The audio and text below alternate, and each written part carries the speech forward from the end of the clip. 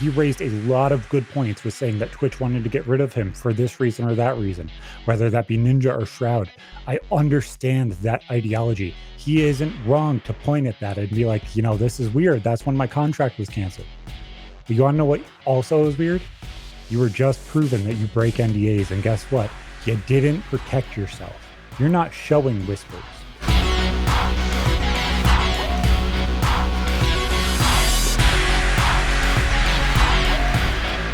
Hello, boys. Welcome to RMTS 156. We got Drift0r on with us. I guess he's a lying hypochondriac. What can I do for you boys? Hello, sir. Would you like to buy a chocolate bar? We need an operation. Really? Small world. What's the matter with you guys? We've got some head trauma and eternal bleeding. Some guys have all the luck. I was born with glass bones and paper skin. Every morning I break my legs, and every afternoon I break my arms. At night, I lie awake in agony until my heart attacks put me to sleep. But, it is one of those days, boys. All three of us were lagging behind. We agreed to do this yesterday at the time at 3 o'clock, like we set up.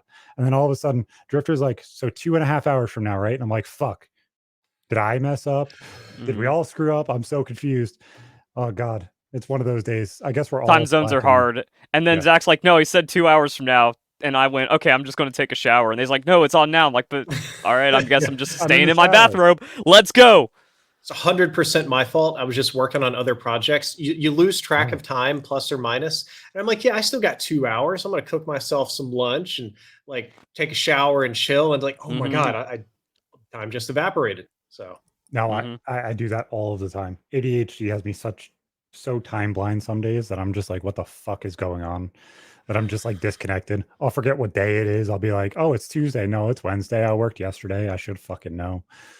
It's bad some days, but some days Zach doesn't even change the time zones for me. He's like 6 o'clock, and I'm just like, I have to assume that's Eastern, and I'm Pacific, so 3 o'clock. Well, we had that problem so many times where you're like, oh, this time Pacific. I'm like, that doesn't sound right. It should be 4. Nope, I'm just a retard. Yeah, and then it's like, oh no, that time I meant Pacific, and that's why you're late. Yeah. It's like, okay, fine, just say it in Eastern. I'll mentally configure it. We're good. We figured it out. The trick is always to talk about both, which is why instead of, hey, are we good at 3? I said, we're good for 2.5 hours from now. So you can see whatever that timestamp is in Discord. I always send like the time zone and the number of hours if it's same day. Tends to prevent mistakes. Yeah. And you have to be really like annoying about it, but it means no problems. Yeah, exactly. It was my stupidity, in all honesty. I'll own up to that one. That one was my fault. I said EST. I was like, okay, so we're all good EST, and then it just gets fucked up. Shit happens. But how have you been, man? Because we saw you on PK. You had a great fucking appearance this time. I like that episode. Well, thank you. But appreciate it. I felt very. I wasn't super happy with the appearance. Mostly the latter part. I was trying to basically argue with most of the cast, and it's a show where a lot of the guys just talk over the guests and over each other all the time. So when I finally got a word in, it's like, I got to talk really fast to get all the facts out in like 30 seconds because, you're going to get cut off. And it was a real big struggle. I put the lying hypochondriac down there as the label. I almost did that for PKA, but I tried to do another gag that failed with the green screen reveal of being upright. I'm doing a lot better. Second round of treatment was significantly more successful than the first. And importantly, the first round of treatment only held for about 2 months. And then it kind of the parasites came back. I guess we didn't get them all. I'm at 3.5 months now with no problems. Continuing to get stronger, working out. Yes, obviously still in a bed here. That's not ideal. You can't unfuck a broken back in 2 months, like when the bone's broken. And I'm sort of fighting for that. It's a lot of planks, a lot of crunches, a lot of oblique work, a lot of hitting the elliptical, swimming 2 times a week, all this kind of stuff. And my body is taking that now instead of just struggling with almost any sort of activity. And I'm hoping a couple of months, maybe some amount of time, less than a year, I'll never be an athlete again. I'll never be a, fly to Dubai and sit for 36 hours kind of guy. But I would like to be able to go on a 2 or 3 hour drive and for it to not be such a big deal. You just want to be normal again. Close to normal. I'll deal with I'll be happy if I can land in like out of shape middle-aged dad territory. That'll totally work. That's normal now. Yeah, exactly. Got a lot of those are going better. That's the Nice. big point, is they're going better, but it's been a struggle, and there is, unfortunately, up to like probably the rest of my whole life, a slight chance of another population bloom of tick-borne illness. So I have to kind of be on top of that and monitor symptoms. So just praying that we can continue all this Well, positive progress.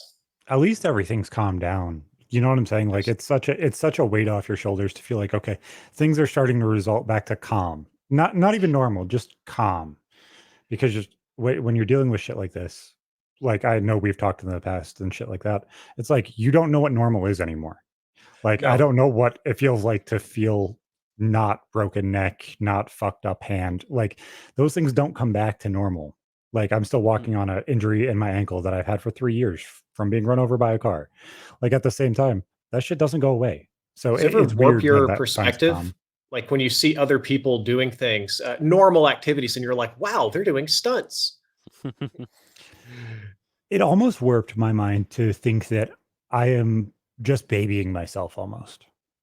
Like with my ankle, I was literally by myself. I had 3 kids by myself, had no help, nothing.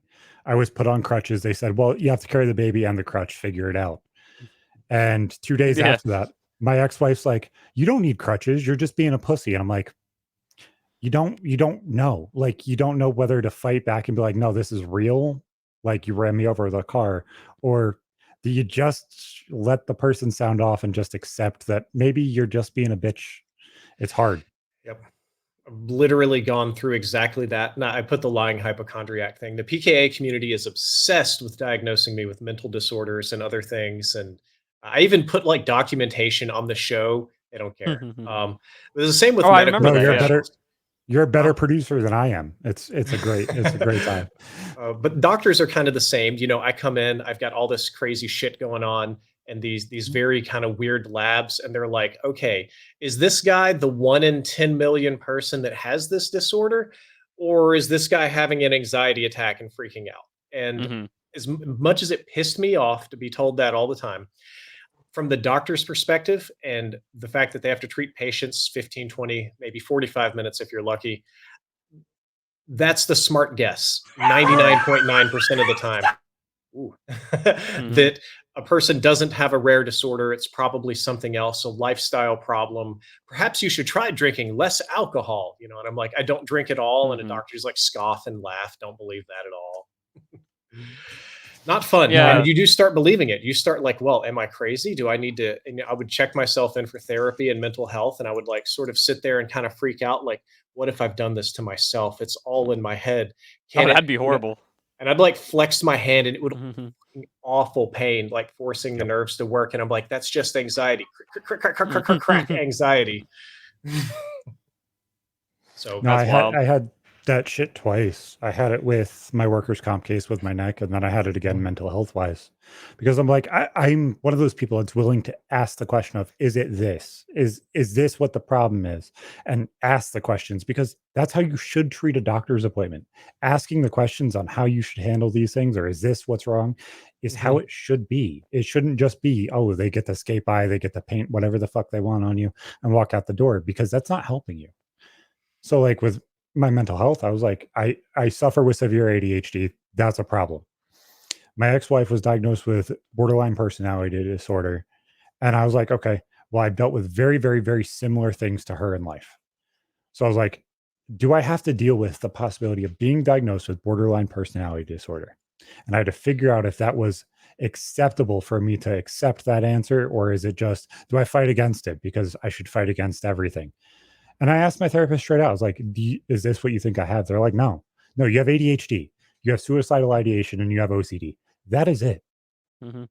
The thing is so many things overlap and so many things are taken off or still a diagnosis, or the diagnosis has changed, that having those questions of, is it this, is acceptable.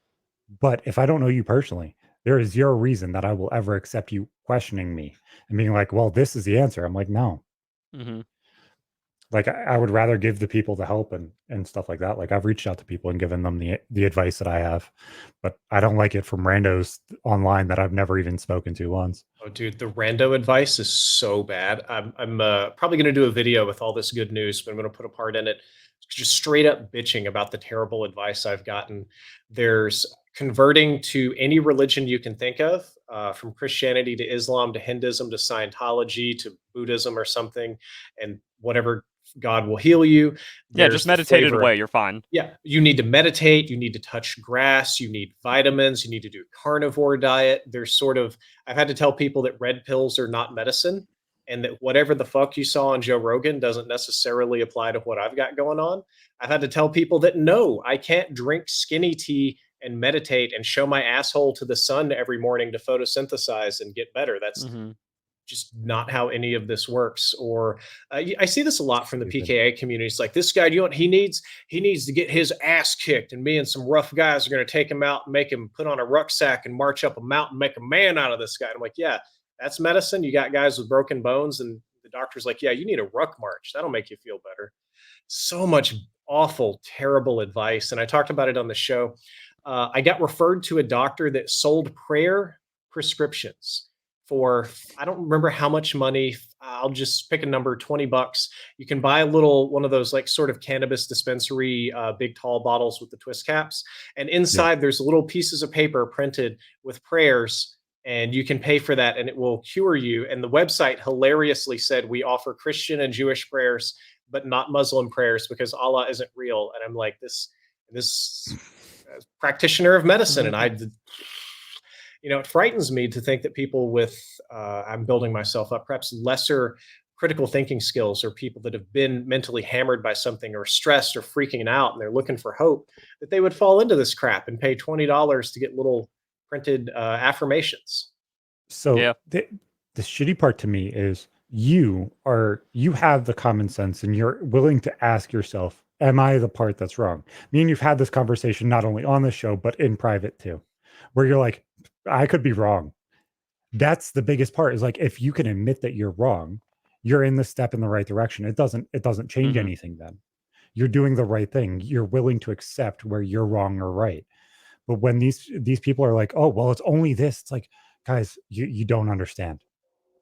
So recently, I've been dealing with massive amounts of anxiety and stress, and it's probably dealing with some of my PTSD and stuff like that.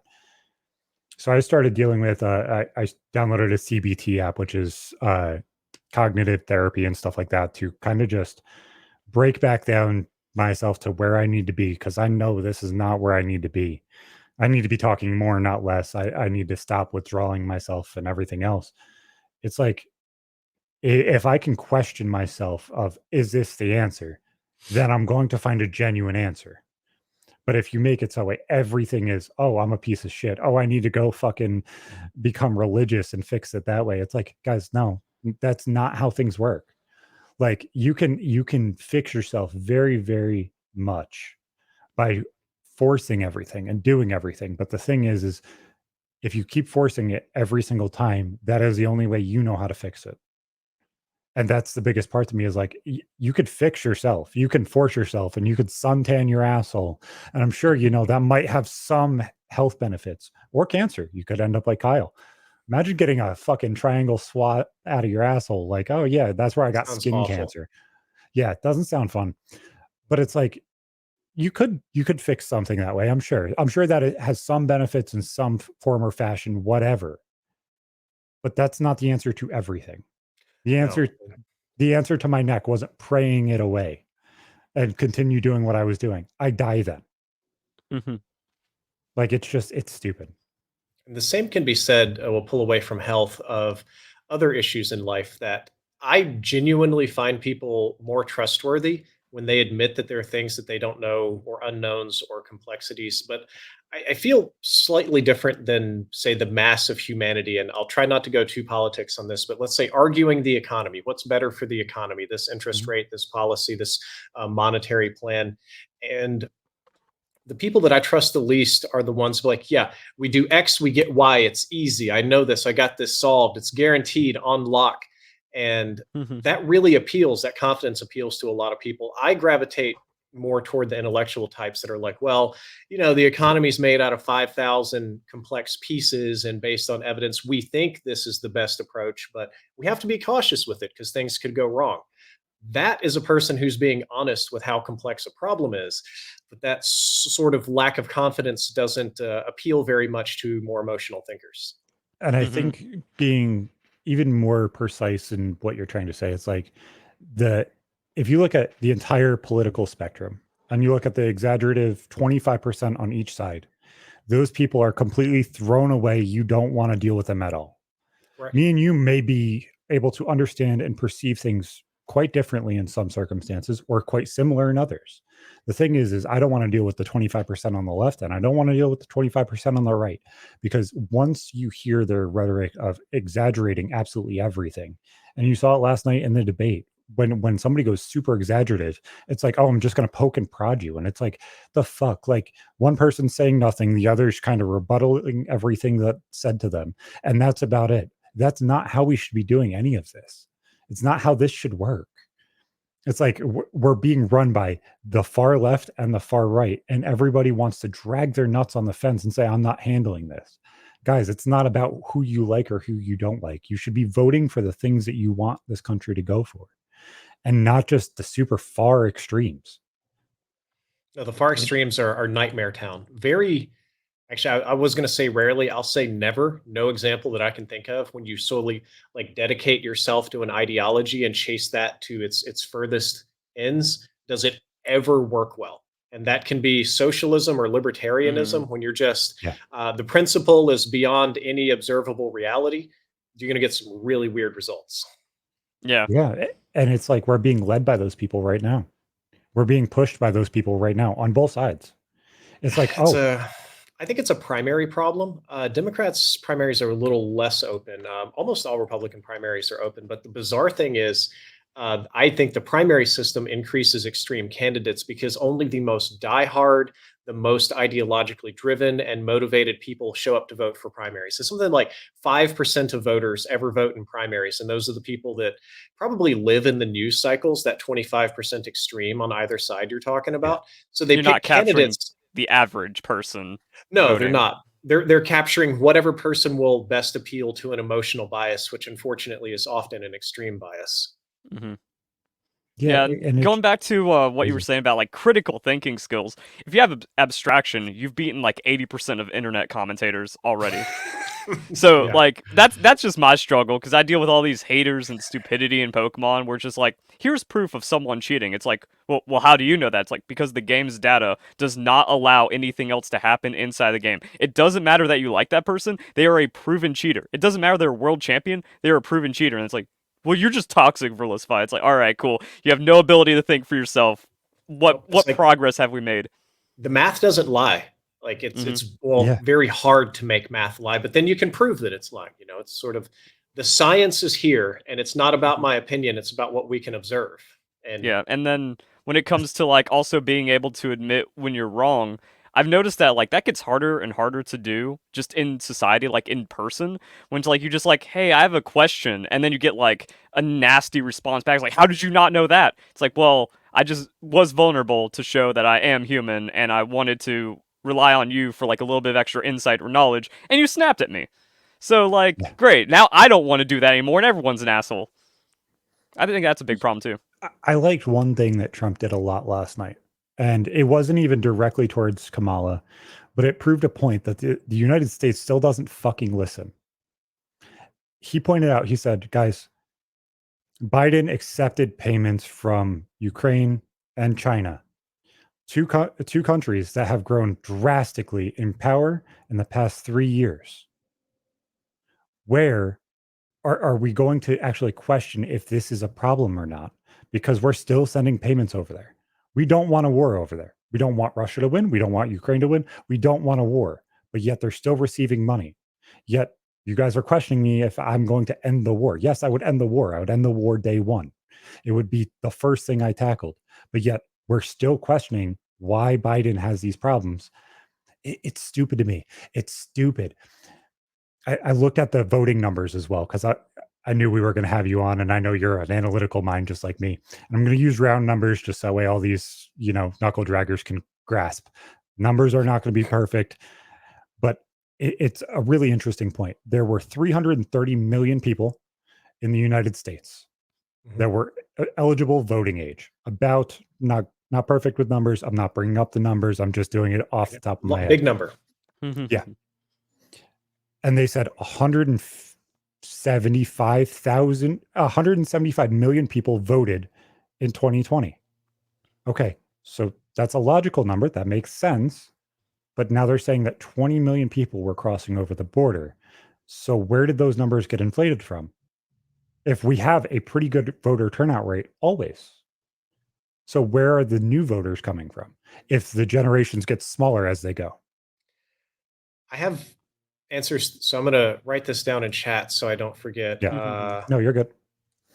It's just interesting to me because it's like they want to use a whole bunch of smoke and mirrors to kind of bring up these topics and then not touch on them at all, and then smoke and mirrors. So as for voter turnout, voter turnout in presidential elections is usually a lot bigger than anything else.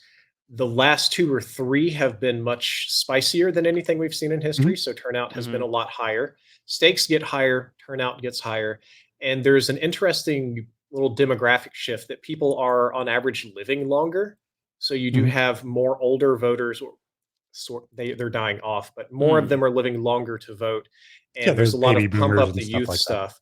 So between all those factors, it's not surprising that voter turnout is slowly creeping up.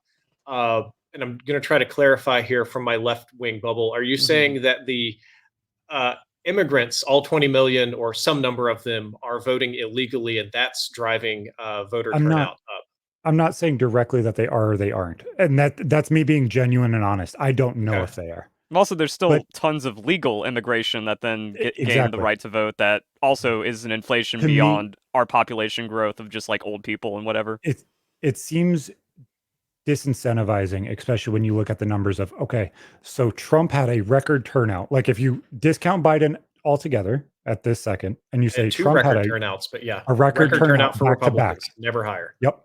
That's the crazy thing to me because people are like, oh, well, how does that work? Trump lost because no one liked him. It's like he got more votes after already getting a crazy amount of votes. So it's like something weird's going on at the very least. Like logically, like even on the left wing with you, do you see that there is a question there of this seems uncomfortable and disconnected at some point? It seems weird. It seems like they're rubbing something to make this look even worse. If you have a record turnout 3 times in a row, how many more times is there going to be a record turnout? Is there a record turnout this year for somebody who wasn't even voted in the primaries?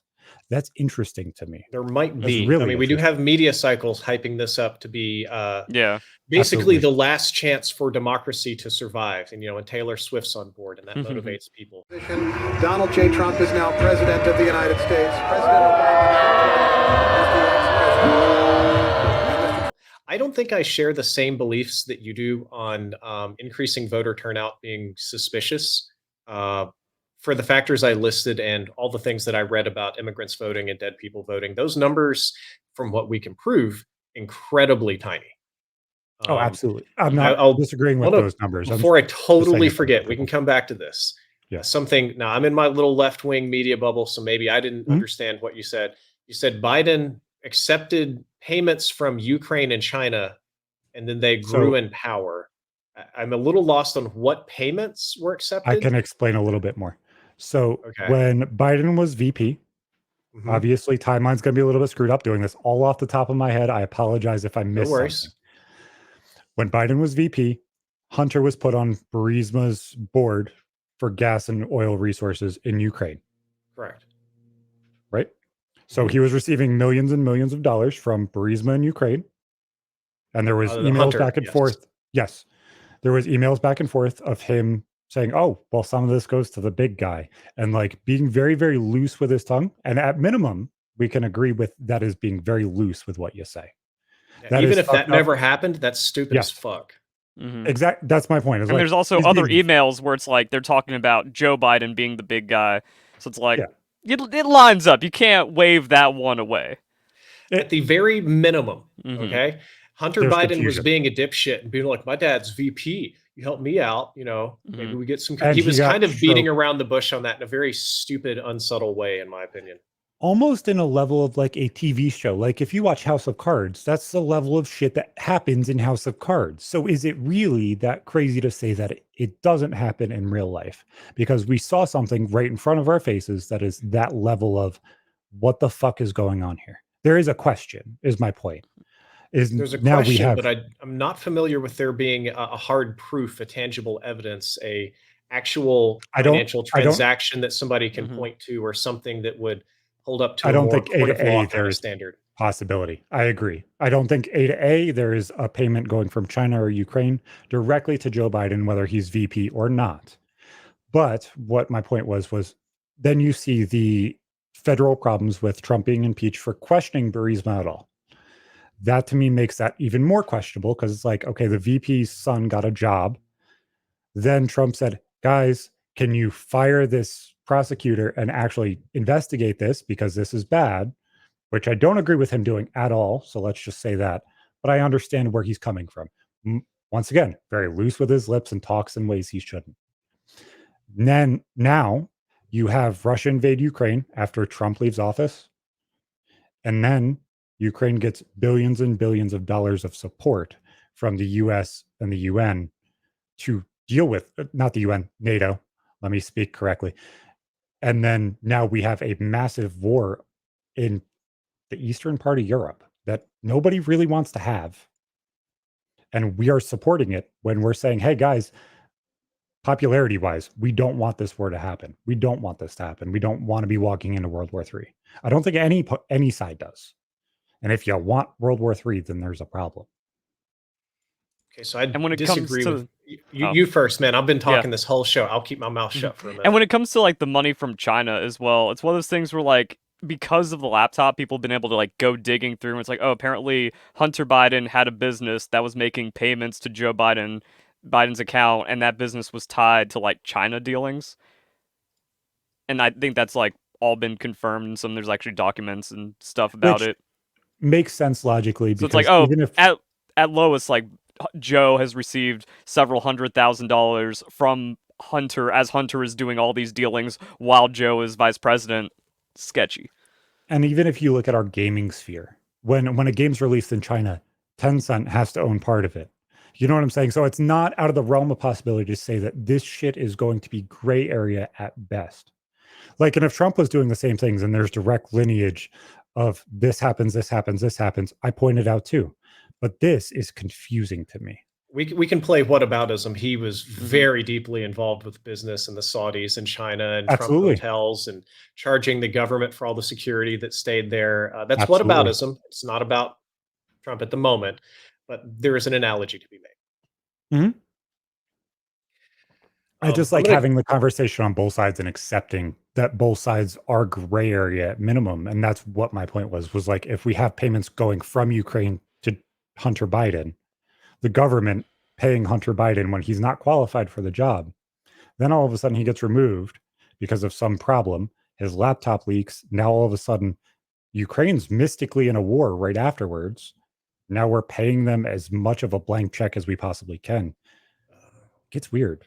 Yeah, Joe getting that lawyer or prosecutor removed, that was like, oh, that has to be like the tie, the connection. Can I try to throw all my Joe Biden good guy bullshit on this? It's a little 2v1 at the moment. No, my understanding of the situation, Ukraine had a horrific corruption problem and had that for 30 plus years. Part of their new government and their dealings with the United States was to tackle corruption. The prosecutor, supposedly corrupt. Trump got impeached because he withheld aid from Ukraine in a very pivotal moment in order, and I think the quid pro quo that if the leadership of the Ukraine would release damaging information about his political opponent, then they would get the aid that they needed for a war, which is debatably a crime and cocking up our treaties and stuff. And about not wanting a war with Ukraine. The reason we did it is not because we love Ukraine and we love spending money. Well, we do love spending money, to be honest with you. But that as Russia moves closer to NATO, if Russia shares a border with NATO or if Russia owns Ukraine, they can put their strategic military assets much closer to striking Western Europe. Much more difficult to shoot down. They could even use like sort of low range dummy missiles and stuff like that. So we didn't want that scenario at all. We don't like Russia. They're sort of our ideological and geographical enemy in a lot of ways. And the prevailing theory behind this was that we can sell them our junk. It'll be a little stimulus for our military industrial complex as if they need more money. And we can waste Russia's resources and prevent them from encroaching on Western Europe. That's sort of my summary rebuttal to all the things. Super quick. I'll be quiet now. And no, I don't disagree with any of that. I completely agree. I think that as a whole, Vladimir Zelensky, if they wanted him dead, he probably would have been. Like logically, they were in Kiev. They were touching these problems. He was very public. He's like, I'm not leaving. He was saying that he was going to be there throughout the entire war. He wasn't going to leave his men by themselves. And I support him wholeheartedly. I think that that's exactly what a leader should do. So I don't disagree with you entirely. Don't take it as I'm like completely on one side and ignore everything, because I'm not. No, neither of you guys behave that way, but I realize that my biases are a little different, so I have to prepare. Maybe 2v1 was like a little harsh because like no one knows the facts anymore. Everyone's trying to make sure everyone understands the story, and that's just because it's like, oh yeah, but you know about the laptop, right? And some people still, and I'll tell you, the laptop, disagree about it. There was a chain of custody problem there. It was with Rudy Giuliani for like 3 months before the FBI got it, and the FBI said it was tampered with. Well, did Giuliani tamper with it, or is the FBI compromised by Democrats and they're fucking lying? I don't have the laptop myself. I can't run these tests. I have to rely on outside sources. And that's my problem with all of politics right now, is it's like, I don't know what's real anymore. Like there is no genuine honesty anymore on either side. Like I would have voted for Obama and I voted for Trump, and I'm probably going to vote for Trump this time. And it's like, I don't believe that there's honesty anywhere in any of this, but I can understand where this person changed this thing that impacted me very drastically, and he's earned my vote. Like as a whole, I don't see the things that everybody does anymore, because the left shit, all of the left news is so far bad guy Trump, they are unwilling to admit when he does anything right. And the right is so far, everything else is bad. World War III is going to happen. A civil war is going to happen. Fuck everything. And it's like, guys, we don't have to be so fucking headstrong on fucking everything, because it makes everything feel so disingenuous and fake that I can't grasp this shit anymore. There's no honesty anymore, because it's part all of that sensationalized. There's a very infamous Russian propaganda technique that started in the late 90s. I forget the name of the guy that invented it. He was a close friend of Vladimir Putin, fashion designer, worked in the art world of all things. And he hired him to run the sort of media apparatus of the government. And he had this brilliant idea to sponsor everybody. He paid to have neo-Nazis march in Moscow. He paid to have human rights groups and their equivalent of vegans and progressives, and then the pro-Putin party. And he paid the news organizations to all say different things, to the point where it all became very confusing, and people in Russia sort of lost sense of reality. And I don't know if either deliberately or convergent design, there's a very similar thing going on here, to where you are completely overwhelmed by radical opinions, wildly different sources, alternative facts to bring that word back. And the average person struggles to make sense of it all, where at a certain point you don't have the mental effort to keep up, and you just have a defeatist attitude, and you have to rely more on heuristic or emotion. Yeah, and then your emotion picks a side, and that's all you stick to, because it's just easier that way. But I want to go back to Ukraine real quick, because the strongest argument I've seen that's pro-Ukraine, again, came from like one of my friends that was actually thinking rationally about this whole thing, instead of just like, oh, well, you're in Russia's pocket, Putin lover, Trump supporter, and it's like, okay, cool, we're going to have... But someone that was actually rational about it, I was like, I don't really like how we're sending all this money to Ukraine. They were like, you know, Ukraine has like $10 trillion in resources, right? We can't let that fall into Russia's hands. And if we get a little bit of that back, because now we gave them this money, we supported them through the war. They fight off Russia, some kind of treaty happens. We start getting a piece of that now, and it's going to come back to us. I was like, oh, I didn't know Ukraine had that much wealth. I thought Ukraine was just some shit rock that's like, oh, this is the territory that NATO and Russia are fighting over. No, it's actually a very valuable resource strategic area. So that's like those are the why is no one making those arguments? Why can't we be level-headed enough to actually be like, hey, conservative, here's the capitalist reason why we want this. Because they don't want to be ballsy enough to say, hey, we're going to war with Russia. They don't want to be ballsy enough to say that we want to go into Cold War #2, so that way it's automatic empty check every single day, because it doesn't matter if it's Ukraine or Israel right now. We're just pumping these fucking numbers to say, okay, guys, these are important places. Yes, they're fucking important places. I think anybody with a brain can see that these things are important and what's going on there is important. But if we keep just ramming our head into things, we're going to continually go into the cycle of Cold War after Cold War after Cold War. What happens if China is a real thing? Well, I was going to say there's a bad feeling that happens. I don't think anybody here would argue with the fact that America has some things critically underfunded. Our healthcare system, education system, kids' school lunches really suck. I talk about that on PKA. And we don't find the money for that. But that's my first thing I go to. Yeah, find the money for Israel every single year, no matter what.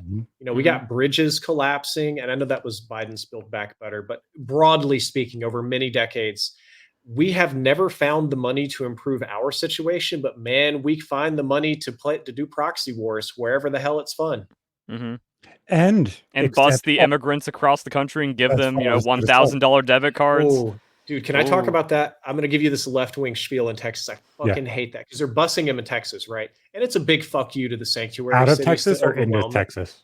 Out of Texas. So they illegally immigrate into Texas. They put them on buses. They send them to DC to just go fuck up those cities and overwhelm their resources. The thing that drives me, the company that does that spent, I'm spitballing numbers. It was over $200 million this year in Texas at a price of $1,800 per immigrant. The company is owned by a friend of the governor. And if you wanted to buy a Greyhound ticket from LA to New York, it's like $500. We're spending triple that price to send people half the distance, and the governor's friend is pocketing all the money. Nobody gives a fuck. I've never heard that before. See, like I hear the end result where it's just like they got $2,000 and now they're messing up some town somewhere. So that stupid ass fucking, they're eating the cats and dogs quote from last night. I Googled that too because I thought that was interesting. And let's be honest, it's not insane to believe stupid things are happening where they're putting a whole bunch of migrants. If you look at Germany and you look at London in the past 10 years, stupid and dumb things happened there too.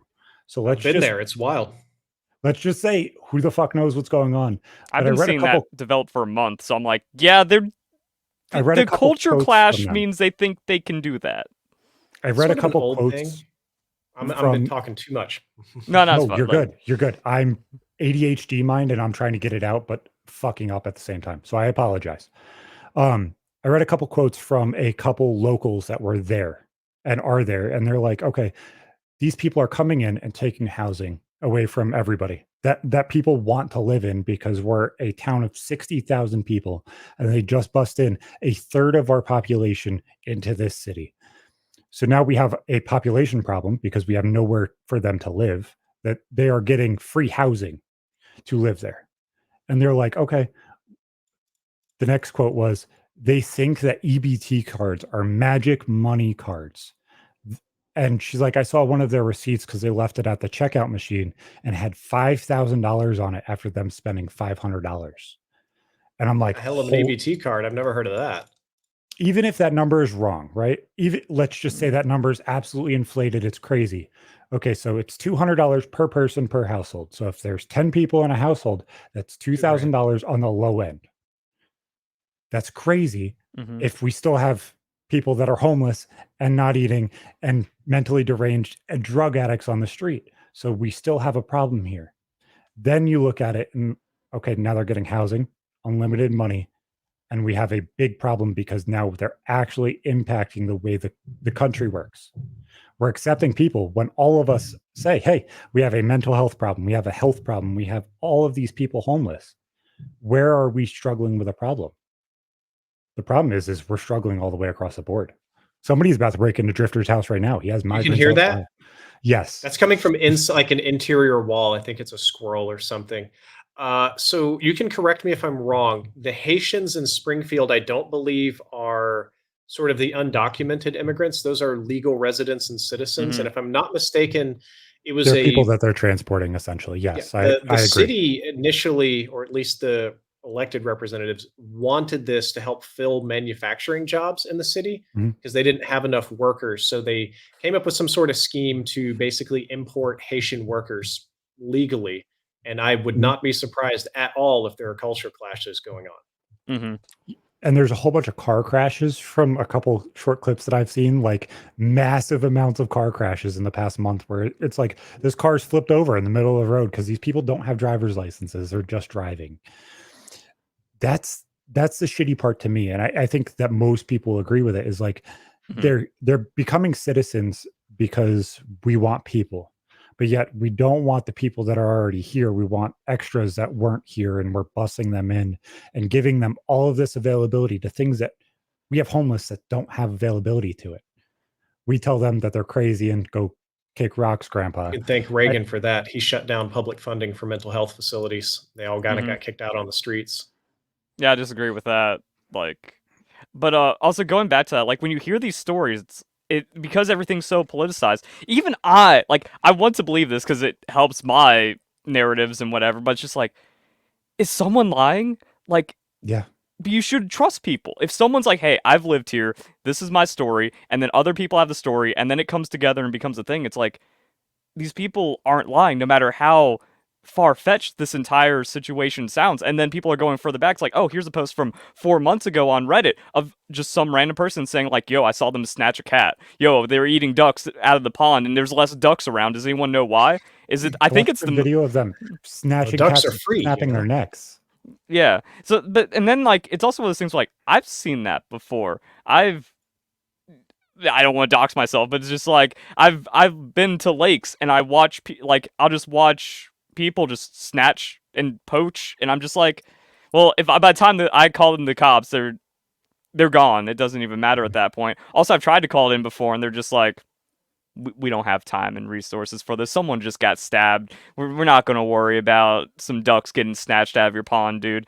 So, and then like that also goes like how much of this is being unreported because these locals have been calling it in, nothing gets done, and now they're just watching it happen every day. They complain on the internet, they get told they're a lying racist, and it's like, okay, cool. Where's the truth in all this? That's my problem. Like, I just wish we could find out like what is happening, how much this is happening, and then we could be rational about it. But now it's like, no, it's all fake narrative. If it's a narrative, total mess. It's a mess because I don't really believe that Haitians are en masse snatching people's pets and eating them. If you put 10,000 people in a city and you told me that a couple of Haitians did that or worse crimes, not surprising. It's a large numbers problem with any population.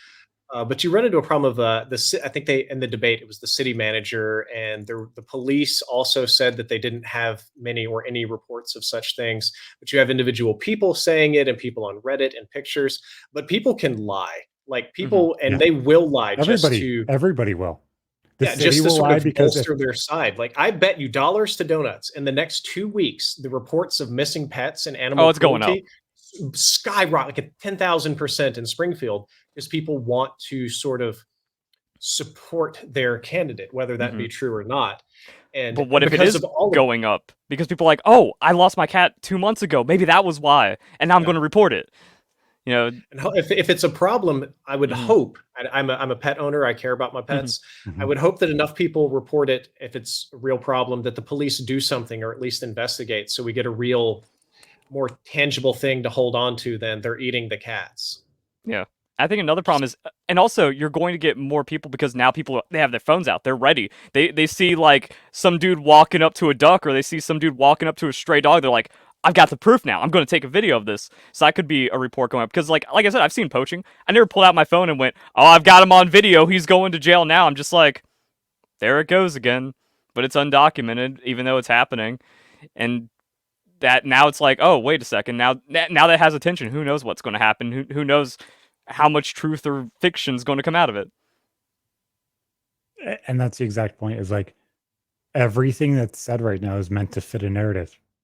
We could sit here and none of this could be true at all. They couldn't, they maybe didn't even bus in 20,000 illegals or 20,000 people at all. That Yeah, could it's have the never layers. happened, and it's just bullshit. Or, all of this could be happening, worse is happening, but it's not talked about at all because, it doesn't fit the left narrative. And it's just like, guys, once again, can we at least go back to a place where we can trust the people instead of everything being sensationalized? Do you guys remember the Chaz in Seattle? Yeah. So I was talking to a friend of mine. I'm in Texas. Every friend I have is conservative. And he was telling me about like Antifa captured 5 city blocks of Seattle and shut it down, and the Chaz and all this. I laughed. They were confused. I have a friend of mine lives in Seattle. I She live in went there, Seattle. and you do? Mhm. Okay, cool. So you might be more familiar with this. Chaz, I'm not going to say it's a perfect thing, but she went there and they were like selling $45 down with capitalism t-shirts. And at least during the daytime, it was very boring and mild, like a street festival.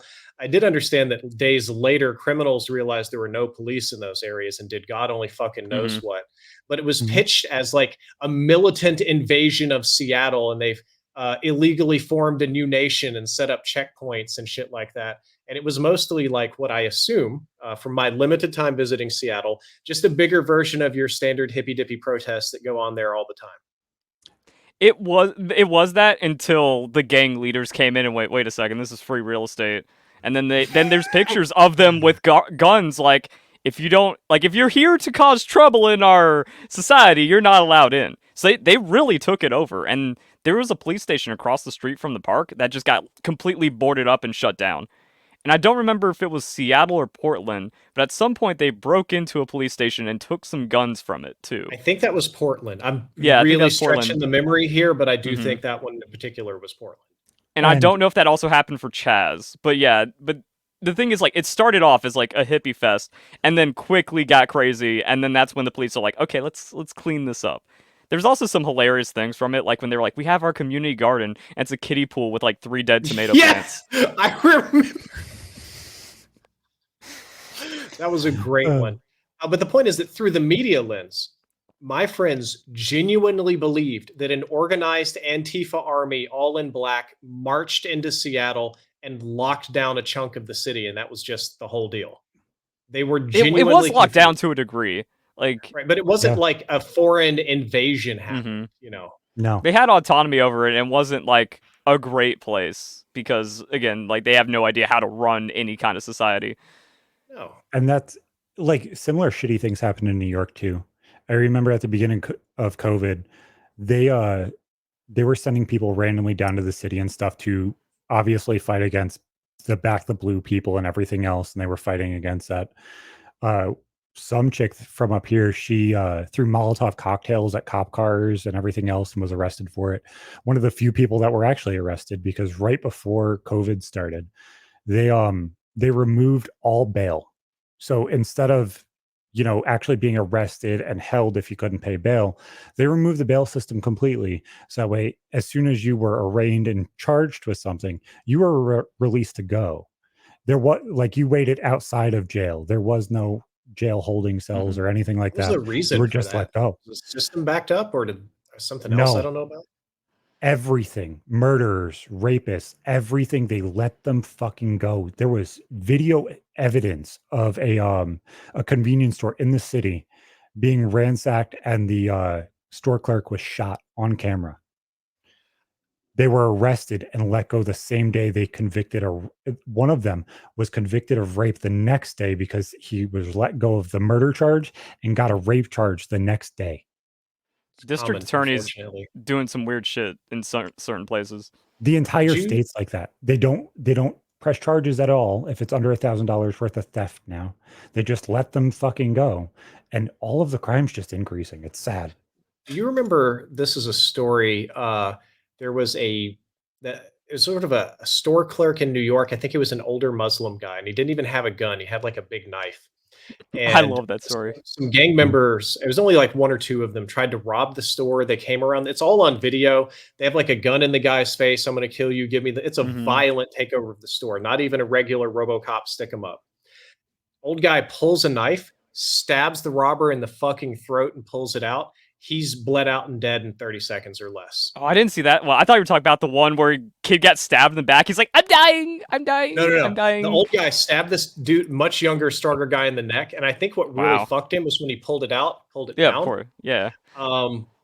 The store clerk with a gun to his head, guy screaming, I'm going to kill you, defended himself without a gun, with a knife, got arrested, sent to Rikers Island, and was immediately charged with, it wasn't first degree, but it was a lesser degree of murder or manslaughter.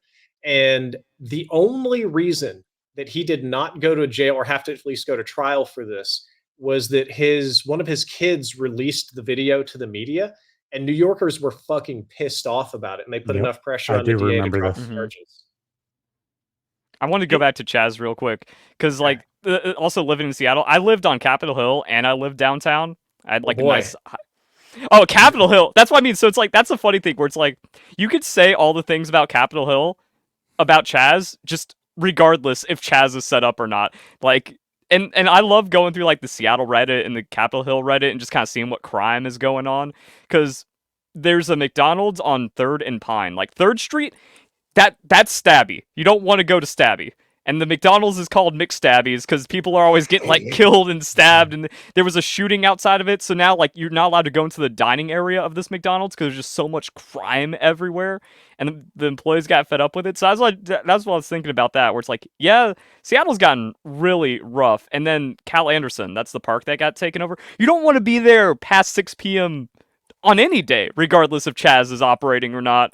So I think that's also where it just kind of gets charged with like, yeah, that city's kind of already lost and has its own weirdness and like a lot of very bad pockets. So it just kind of like got centralized, and everyone's like, let's just funnel and condense all the problems of Seattle right here, but also all the good, where it's like, it's pretty much Pike's Place in the day. Yeah, I visited Seattle not long ago. Really enjoyed the city. Great place to live. My biggest problem with Seattle was it wasn't as bad as LA, but a near overwhelming amount of homeless people. And whole city smells like piss now. Yeah, I got relatives and in-laws that have been homeless. Yeah, smell like piss. You're not kidding. So I get it. I'm not trying to disparage people that are having a hard time, but we're not talking about like the TV bums that are shaking the cup to ask for coins. We're talking about a guy having a full psychotic break, arguing with a lamppost, and you're wearing the wrong color shirt, and he just chases you down with a broken bottle for no fucking reason. That's kind of homeless I cannot deal with. The weird thing is, I've lived out here since 2011. I've been like I moved to Everett, which is north, in like 2011 when I first came down. But I went to the city like once a month because I was just like, wow, I'm on my own living for the first time. I'm going to see the city and do all these things. And it used to be like performer homeless. They used to have like a little name badge and everything because they would get the permission to panhandle.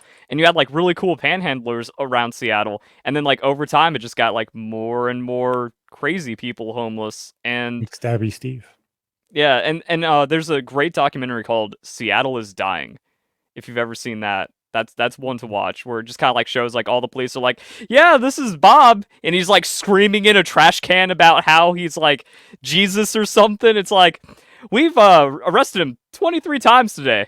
Or not today, but like 23 times this year, and we just keep putting him out there, and this little rascal keeps causing problems for everyone. And then they're talking about farm animal.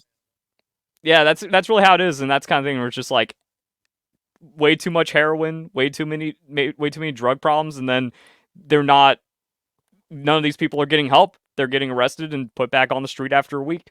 And like, that's the problem we need to deal with. That's where our money needs to go. And then instead, no, it's a microaggression to clean up poop off the sidewalks. So you can't prosecute any of these down bad people, and then nothing gets done, and now everyone wants to leave.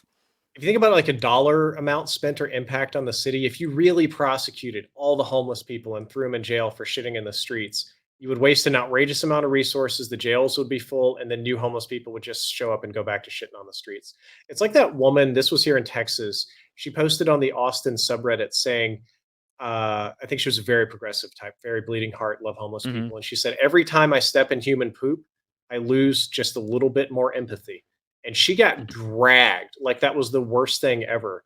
Like, I personally have very little patience for stepping in waste of any kind, much less human.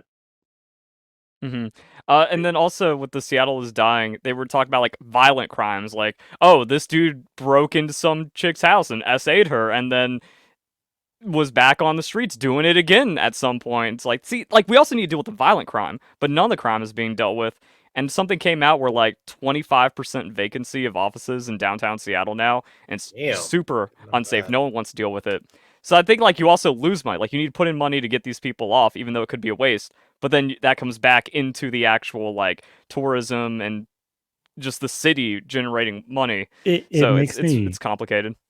It makes me genuinely wonder if not only is there drug problems, which everybody kind of can put the pieces together, but obviously the other kind of peoples that we put in asylums were people that were struggling with mental illness and intelligence.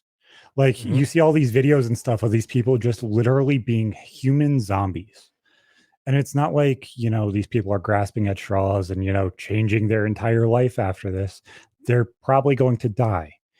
So at what point are we, being not human, not empathetic by putting all these people out on the streets and everything else? Like I've been homeless, so I grasp it. Like I understand. I understand it so entirely to a level of like, okay, at some point these people know that they need help or that they need to do something to get help. Okay, so why are they not getting help? They're just getting spat back out. It's like if you look at the prison population, and if you just started surveying prisoners, you would find on average much lower IQ and on average much greater incidence of all mental health problems across the board.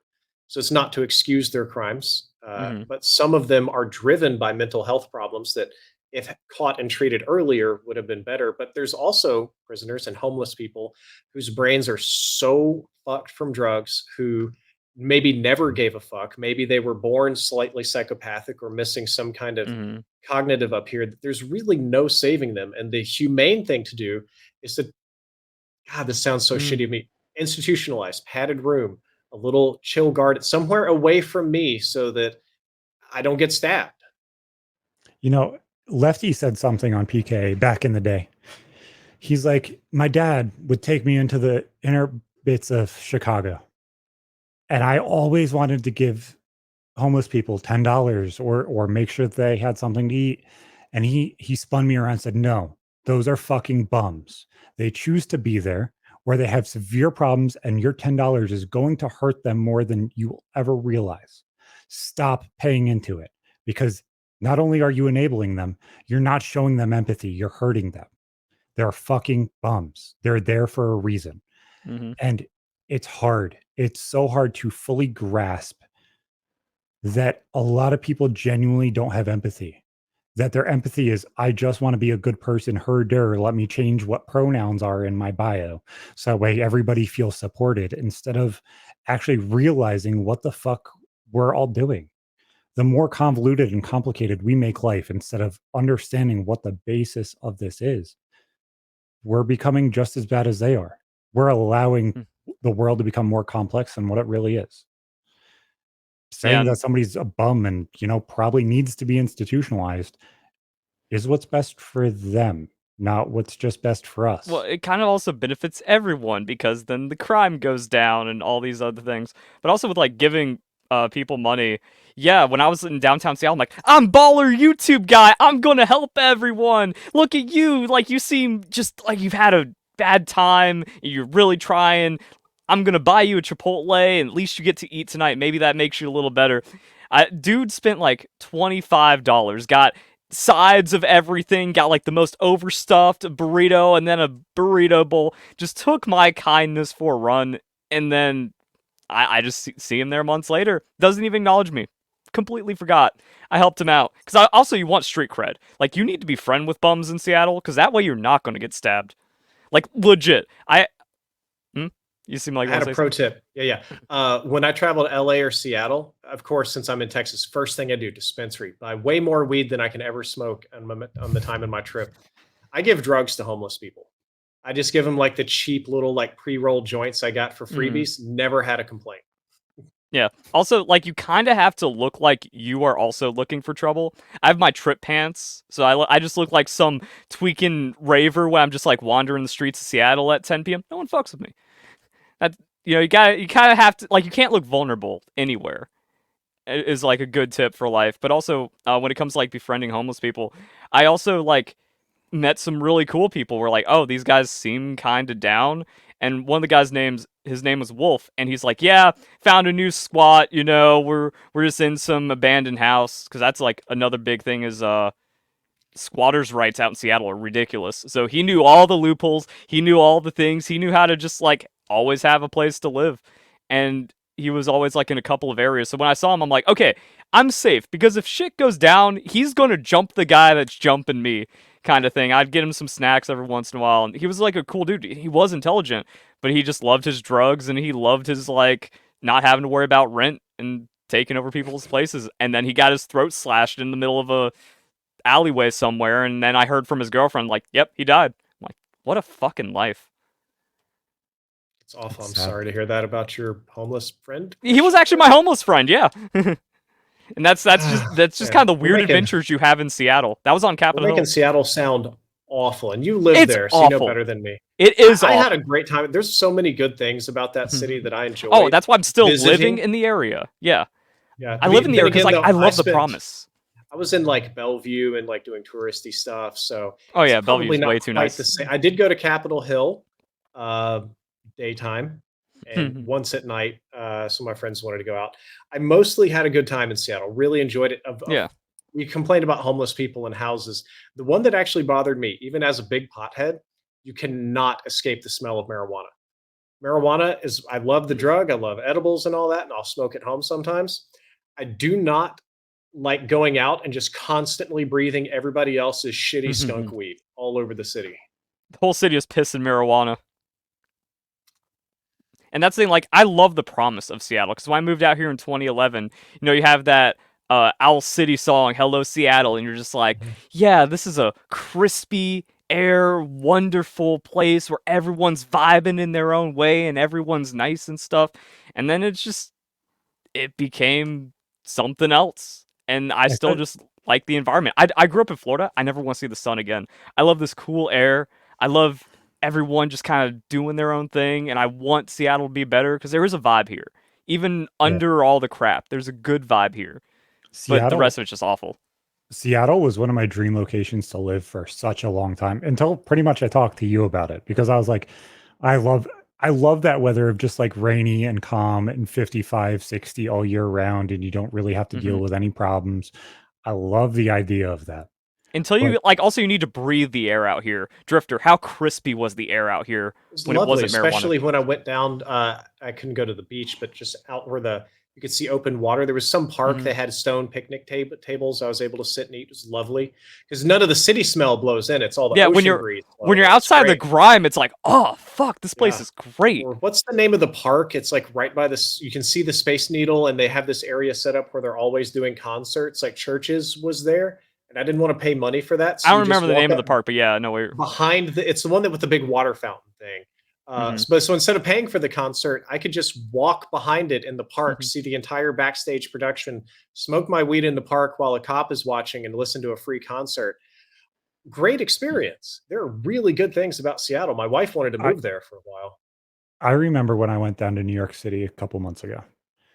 That was the most intoxicating I felt towards a location that I've actually been in the moment, where I'm like, I could live here for forever and be completely content and okay. Like, I have zero fear of the gang violence or anything like that, because I've dealt with it as a child and everything else. That shit doesn't scare me. I've never felt so calm before in my, like, the lights and the sound and the music and the everything is going always gave my ADHD such a level of calm that I've never thoroughly grasped or realized until that day, because it was just like, oh, I'm so, like, I was calm. My head wasn't even on a swivel. I wasn't paying attention to the people that were walking behind me. I was just I've never been like that, no matter where I've been. I'm always like on alert. Normally I am too. Here.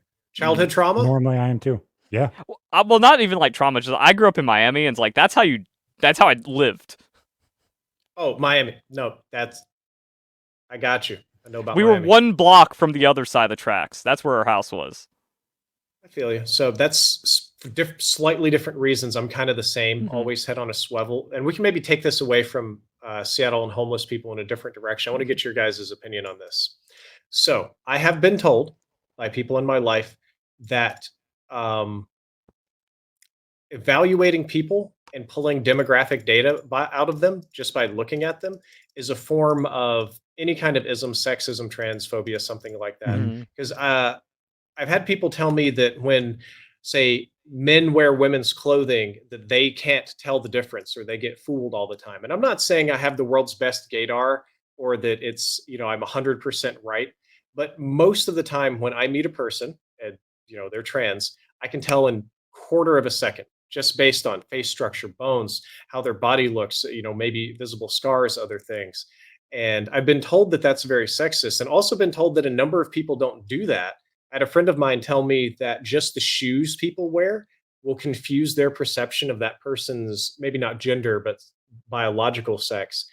And I grew up pretty rough in a lot of ways. So one of my survival techniques is when I meet a new person out in public, I almost always size them up very quickly. How old are they? How strong are they? Do they have any limps? Do they move fast? Visible scars, visible tattoos, gender, likely weight, likely mobility, just suck it in real fast to like I evaluate look at them as a person. 3 things really, really quickly, and it will Okay. be a very, very good assumption of how that interaction is going to go. And it's a very, very easy thing. Hands, feet, eyes. What are they looking at? Where are they looking at me? Because if they're looking at my hands, feet, and eyes, I know that they came from like the ghetto of like understanding if your shoes are clean, you're not going to do something stupid. You have respect for yourself, at least at that point in time, or they're a clean person. You look at their eyes because it will give you their facial structure. You'll understand if they're a good person by how clean their face is. If they're tired, if they're going to be grumpy, you know what they're paying attention to with you or your significant other or anything around you. And the biggest thing to me is their hands.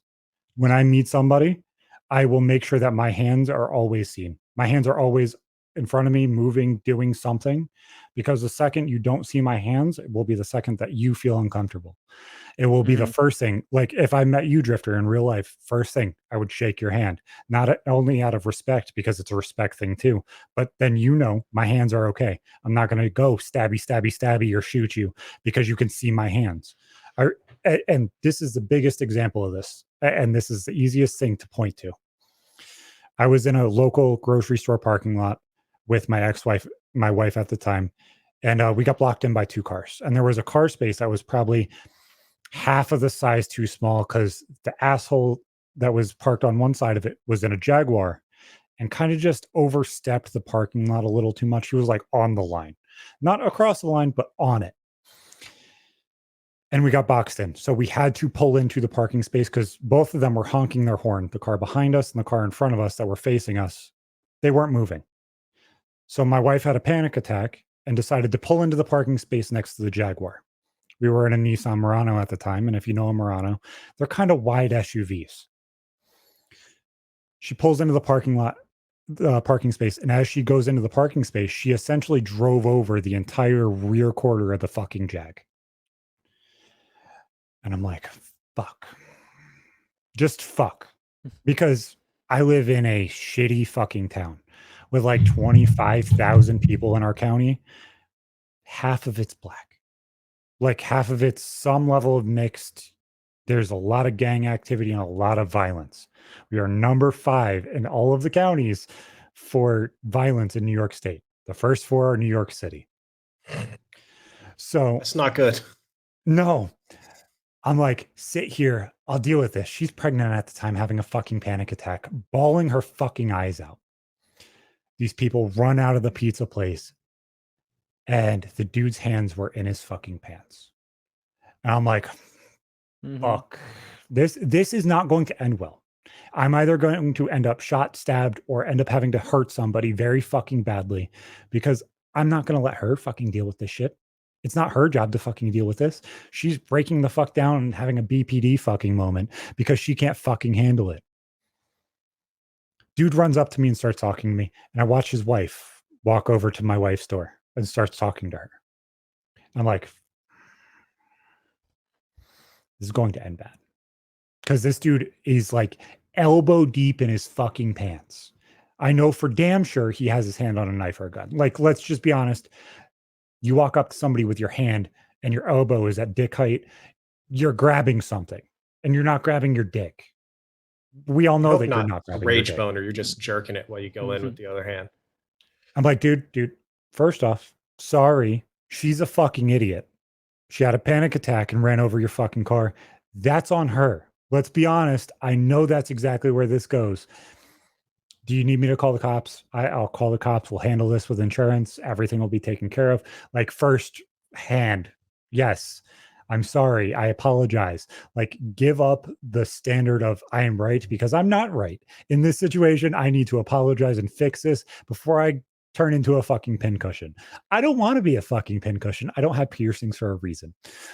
And within 10 minutes, I had him completely disarmed. He was showing me his hands. He was calm and level-headed. He's like, man, I own a car detailing shop. I own a body shop. I'll have my car handled. Do you want your car handled and taken care of? Because I'll take care of it right now. Just by being open, honest, and like apologizing and putting that foot forward of like, I will do this fucking legally and I will fuck myself right now in front of you. Because, I understand that's my job too. She fucked up. Let me handle the situation. And it turned into, no, I'm sorry. I got 5 phone calls from that guy apologizing, asking me if he could fix the Murano. Well, you treated him with respect, which I'm assuming in the area is an uncommon response. He probably had his hands in his pants because he was expecting you to start shit. Why'd you go on the line? If you weren't on the line, this wouldn't have happened. And now we got a problem. You're on public freakout. Yeah, no, exactly. Yeah, exactly. But what you said, like, when you $120,000 car, like, you have every right to go stabby, stab. I understand it. I get it. Yeah, and Drifter, you said you have like a checklist of things you look at people. Mine isn't that intensive, but it is like the first thing I look at is face for like demeanor. It was like, is this dude looking for trouble? Because you can see if someone's looking for trouble. I'm now going to adopt Zach's thing about the shoes though, because I never thought like, oh yeah, clean shoes. At least this dude's respectable, kind of thing. But yeah, it's like face and hands, like demeanor, posture. Try to get like some feral shit out of him. It's like, all right, let's see how this guy's going. And then when it comes to other appearances, I'm a single guy in Seattle. I have to have a pretty tuned radar for certain things, and that's kind of like, I think I'm pretty good at figuring out who's what. But apparently, and I brought this up, I guess we all have some degree of trauma that forces this. People without trauma or without this habit don't do any of that at all. Not even the first step. And it's probably more relevant since we're mostly talking politics today. They genuinely, their first impressions about a person's sex, gender, orientation, everything is their clothing and not how the person looks. And that's completely backwards to the train that I'm on. And it kind of puts me in an odd spot sometimes. I've been told that that's wrong to do, and I disagree. My girlfriend was completely confused by it. We had this conversation literally just the other day. I didn't mean to step on you. I apologize. I'll stop talking in a second. We literally just had this conversation the other day. She's like, why do you pay attention to so many things? I said, you don't know the half of it. Every single person that walks past you, if I feel like they are slightly different, or not color, not race, not gender, just a problem in some way that I feel like it could be a problem, I move you. I move my daughter. I make sure that you guys are out of the way. Even if it means put you by the road, you will be moved without you even realizing it. Your purse will then be put on the other side of you. I will move you out of the way so that way I am the first person that is pushed into the situation if there is something within seconds, and you won't even pick it up. You won't realize it. It will be done intentionally without you even realizing. And she's like, fuck, I'm going to pay more attention to that. I was like, it's not a big deal. It's what a guy does. It's what a guy's supposed to do. Yeah, that's like ultimate dad protective mode. But I was gonna say is like, and the weird thing is you find it on both sides in different ways, because it's like, oh, the privileged city folk don't understand what it's like to live out in the country or have any rural experience. That's why they want to ban a 30-round magazine against all the wild hogs, and they can't even like grasp some kind of anecdote about a thing. But also at the same time, like the humble city folk doesn't know like how someone's going to try to con them or what a suspicious gangbanger looks like. So like, it's also universal on how you'll find someone where it's just like, yeah, this person, they were just rich and they don't know like how gritty life can be, and the other person's too simple and humble. And then like you just find it where like, oh, no one, or not no one, but like a lot of people, since they don't have the trauma, it's different for them. They don't know what to look for and what to find. It sounds weird. Nice, honestly. It sounds like a much more until you just get robbed or scammed. Well, yeah, you're bleeding out on the sidewalk. Well, then you get the trauma, and now you're just like, fuck. It's shitty, and you see it with the Dr. Disrespect shit too. And I know that's a weird segue, but honestly, like that was the topic. I'm like, that's a forced segue, but no, it's you not. Put a list of topics here. We talked about the first one, and then nothing else on the list for over an politics. Hour. I love having you on for that exact reason. Let's see how you swing this one, Zach. Make me a believer. My job or Verlis's job to come up with topics. You'll bring up shit that completely connect dot to dot to dot, and it feels so smooth to just go through the conversation. It makes everything so much nicer. But the trauma that I dealt with as a kid makes me understand and see exactly what the problems are with the Dr. Disrespect shit. And I know people like Woody are super, super exaggerative about what the hell they're saying on it and stuff like that, of like, fuck Dr. Disrespect. But he's not wrong. And the reason he's not wrong are things that people are missing entirely in this situation. And it's going to be the thing that hangs him as a whole. It will be the things that hang Dr. Disrespect every single fucking time. And it's frustrating. It makes me want to bang my fucking head on the keyboard because zero people have empathy because they're like, prove it. Okay, first off, you can't prove a negative. If he doesn't want to leak the whispers or the DMs, then guess what? There's a problem in them. Let's just be honest about this. And first off, his entire quote of blah blah blah blah minors blah blah blah blah. Oh, I put that in there on purpose, Jams. I put that on there on purpose, Jams. So that way all of these shitty journalists who want to sensationalize everything. Yes, they want to sensationalize everything. But if you weren't guilty, you wouldn't have put fucking minors in your fucking thing. You would have called out the fucking age. If you said, oh, this wasn't a problem at all. I was talking to a 17-year-old girl, blah, blah, blah, blah. Number one, you never said a gender. So as a whole, you're uncomfortable with whatever you did. Number two, you didn't say an age, which means it is not socially acceptable by at least 50% of your fans, which means you actually did something wrong. Because if you were ballsy enough to say some big drawn out thing, you would have defended yourself or been completely vulnerably open. And if you're not completely vulnerably open or defending yourself, you fucking did it. And 50% of people at minimum would not have accepted it. You're not ready? I'm not ready?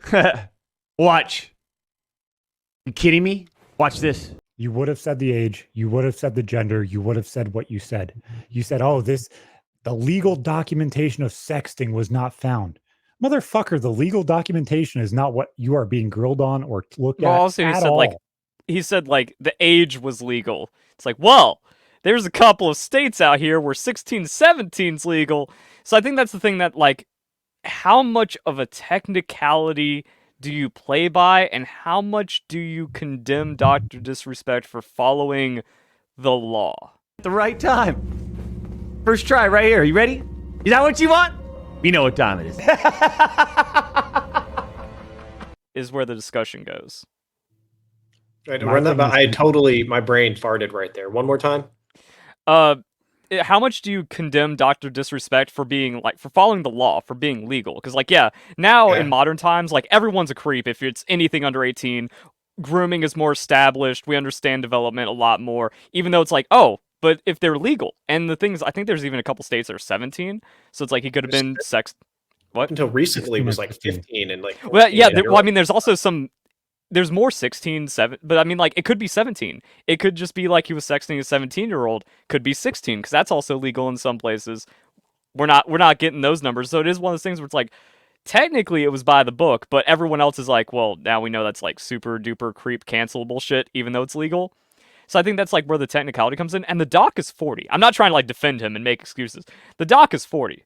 He's old. So that's in the 90s where it was more acceptable for older people hit on or find high school women attractive, right? There was much you'd less. See all those old movies. There'd be I'm trying Dazed and Confused. Even older, John Carpenter's The Fog, old scary movie. It's like a 45-year-old man picks up 16-year-old hitchhiking Jamie Lee Curtis, and then they fuck and go on an adventure, and that's normal in 1985. And yeah, with the doc being 40, that means he was also like growing up, coming into adulthood in the 90s, where we cared less about that kind of stuff. And Dazed and Confused, that's what I love about high school girls. I get older, they stay the same age. Everyone loved that line back in the day. That's like the dad line of like, yeah, woo, they're pretty. It's like talking about 15-year-olds and you got kids or you're in 20s, and no one had a problem with it. So it's like that's why we have these weird legal lines for like 16, 17 and stuff. And it's still wrong. Like, that's why I'm saying I'm not trying to defend the doc, but it's like the culture and the legality and the technicality. Like, where do we condemn doc on this one? Is it a 100% gone, or is it legal, you're a creep, but you don't deserve to lose everything for this private DM that got out? I think the morality is where I struggle. And Drift0r probably does too. I'm not trying to speak Moral and for legal you, are not the same things. I know. But 100%. morality, man, is where this gets grimy and gross. Like, I was married. He was cheating on his wife at the same time these text messages happened. Yeah, that whole TwitchCon debacle or whatever. He was sexting with a transsexual prostitute or streamer or whatever at the same exact time. And if I use terms wrong, I don't care. I'm telling a story regardless. I don't even think it matters that they're trans as much as it was somebody that was not his wife. No, why I'm saying that it might matter is he didn't say the sex. Oh, okay. There's a questionability, a morality problem within him even. So it's creepier if he's going for a trans teen. Well, he could also just be talking to boys. Yeah, could just be bi. That's my point. Is like could allegedly the doc. Like I said, I'm not trying to hate on you, but it could be anything. Is even what goes this back shows. into the moral gray area of those girls are 17 and if they stay the same age and I get older, blah blah. Oh, she's coming up great. I've heard some creepy stuff from friends and family that he's looking at. It is then everybody is a question. And if he felt confident enough to say that it was a female, then he's preying on an innocent female, which then is undefensible, obviously, but he's being transparent. He's hiding who that is. Regardless, he didn't say it was a male. He didn't say it was a female. He didn't say it was trans. Because it's bad either way. Yeah. Can I give an example of somebody I think that handled this right? And I hope I'm not defending a horrible predator because I wasn't there when this happened. There's a band called Tupperware Rap Party by Dan Avidian, who used to do Game Grumps. It's like sort of like 80s synthy pop music that he makes. Very popular, lots of animated stuff, Game Grumps, G4 TV. Very and the guy is, I think, openly like nymphomaniac, like hypersexual. He has problems with himself. He was accused initially quite credibly of sleeping with a minor at one of his rap parties. And he didn't say anything at first, and then a couple of weeks later came out, I believe, with text and evidence and a story that, well, I met this person at a party when they were 17 and they were interested in me. And I think he said something like, we flirted. I found out they were 17. I noped right the fuck out of there. And then I saw them again at a party 5 years later when they were 22. And it was the same thing. And it's like, well, there's a big difference between 17 and 22. I don't see the problem here anymore. But the person that made the claim that he was now he was like 30 something at the time. So there's still a big age gap, but a much less problematic one. But the person that made the claim at the time was that he slept with her when she was a minor, which was not true. And Dan Avidian came out with facts and details and specifics and dates and what he believes about things. And it was very, very different than Dr. Disrespect's shockingly vague response. To me, like if you're innocent, you can be a lot more stern about it. That's a police thing. The vagueness as a whole, to me, and this might be, the legalese in the situation might be putting this behind closed doors almost. So I understand where I could be wrong. But if you're in an uncomfortable situation, you do not get to give yourself comfort. You give yourself comfort by being vulnerable, open, and bleed on the fucking table, because that's what you deserve. You put yourself in a situation that is at minimum morally gray. You give up everything of your comfort to fix the problem. If you are in the right, if you're in the right, you give everything because you want to be validated on doing the right thing, whether it's morally gray or not. You give up your confidence, your control, your comfort, because that's what you deserve. You are in a shitty situation. Let yourself bleed on the table and be as plainly and vocally honest as you possibly can be. That's why that vagueness bothers me so much. And that's what most people do. I was about to say it's a police interrogation heuristic. When you're interrogating a suspect, innocent people tend to talk a lot and they offer a lot of details and they'll confess to small crimes that aren't even really related to whatever the hell's going on. Mhm. And they'll keep talking. And I had this sandwich and I did that. And I think it was about 5 minutes, but I could be wrong. Whereas if you interrogate a suspect who is would ultimately be proven guilty, even if they're talking a lot, there's a lot less specificity in their answers. They're sort of they'll talk a lot around you and not offer that sort of openness and bleeding and like come look right through me than an innocent person most likely would do. It's not 100%, but it's a little more so, often like than kind of not. like Doc more morally guilty seeming from his actions, which does make sense. I think the big debate is like, at what point is it cancelable and you should lose everything? Is it any interaction inappropriate with a 17-year-old, regardless of your age, regardless of that's grooming, that's bad, it's a minor, legal age doesn't matter, you're gone forever? Or do we find wiggle room, but then like that's also condemning if it's like, shouldn't lose everything. Nope. I'm not saying this as like my statement. It's like you say shouldn't lose everything. Well, now I'm canceled for saying that. So like I think we've also made it to where this is impossible to talk about in the court of public opinion. Any private communication between anybody over the age of 18 and anybody under the age of 18 causes a problem for concern. The cause of concern causes the entire thing to be disconnected and a problem where you want to actually draw a line and say, hey, this is why this isn't okay. And that to me is the line. No public communication at all. Like you That's find out what somebody, YouTubers have to adopt. Yeah, that's where I'm at. like if we're Especially on Discord, Minecraft YouTubers. if we're on Discord or whatever, and a 17-year-old hops in, I'm going to fill as many people into that conversation as possible. I do not want any private communication at all. I will not be looked at in that way at all. And if everybody feels uncomfortable, you get the fuck out until you're 18. There That's is the no big one. conversations at all. When things start going sideways, you just got to nope out. You can't be there for that. You know, I've done YouTube for a long time. I've talked to a lot of people that are minors via DM and stuff like that. Even that can be horribly out of context. I don't even know what age people are when they message me. But if I get that's really what it is. Suspicion that they're younger, I'm even more deliberate and short with answers because I know that if I fuck up, it could be taken out of context. Yeah, exactly. That's where I'm at. Where it's just like, your Twitter says you're 17. When was the last time you updated that? It's like, nah, I'm still 17. It's like, not talking to you then. Like, and even as a fan, not in any romantic way. It's like, I'm just going to avoid engagement with this person, even when they become like, an adult. And I'm just like, this dude's a weirdo that kind of like contacted me when he was a minor, and I don't like that, so I'm still going to kind of avoid them. Sorry, dude. Like that's just how you have to be about it. I'm totally on board with canceling Doc. I don't think there's a cancel council. That's culture has to do that. And my understanding what was this? He had 230,000 people watching when he come back on his comeback stream. I think a lot of people don't give a fuck about that, unfortunately, and I think they're all very wrong. I don't know if any of you saw the video. I had a personal story to offer about Dr. Disrespect being loose with DMs back in the day. If you guys care to hear, no, I didn't. Let's hear it. I didn't hear that. It's a little roundabout. One of the things that helped grow my channel is I was able to leak Advanced Warfare early because a complete rando on Twitter sent me a DM saying, check out the next COD game. And it was a bunch of pictures and I think a very short video of one of the campaign levels of what would become Advanced Warfare. Good Call of Duty game. With my analytical skills, was able to tell it was almost certainly a COD game and not a fan thing or a fake. I'm pretty good at spotting the fakes.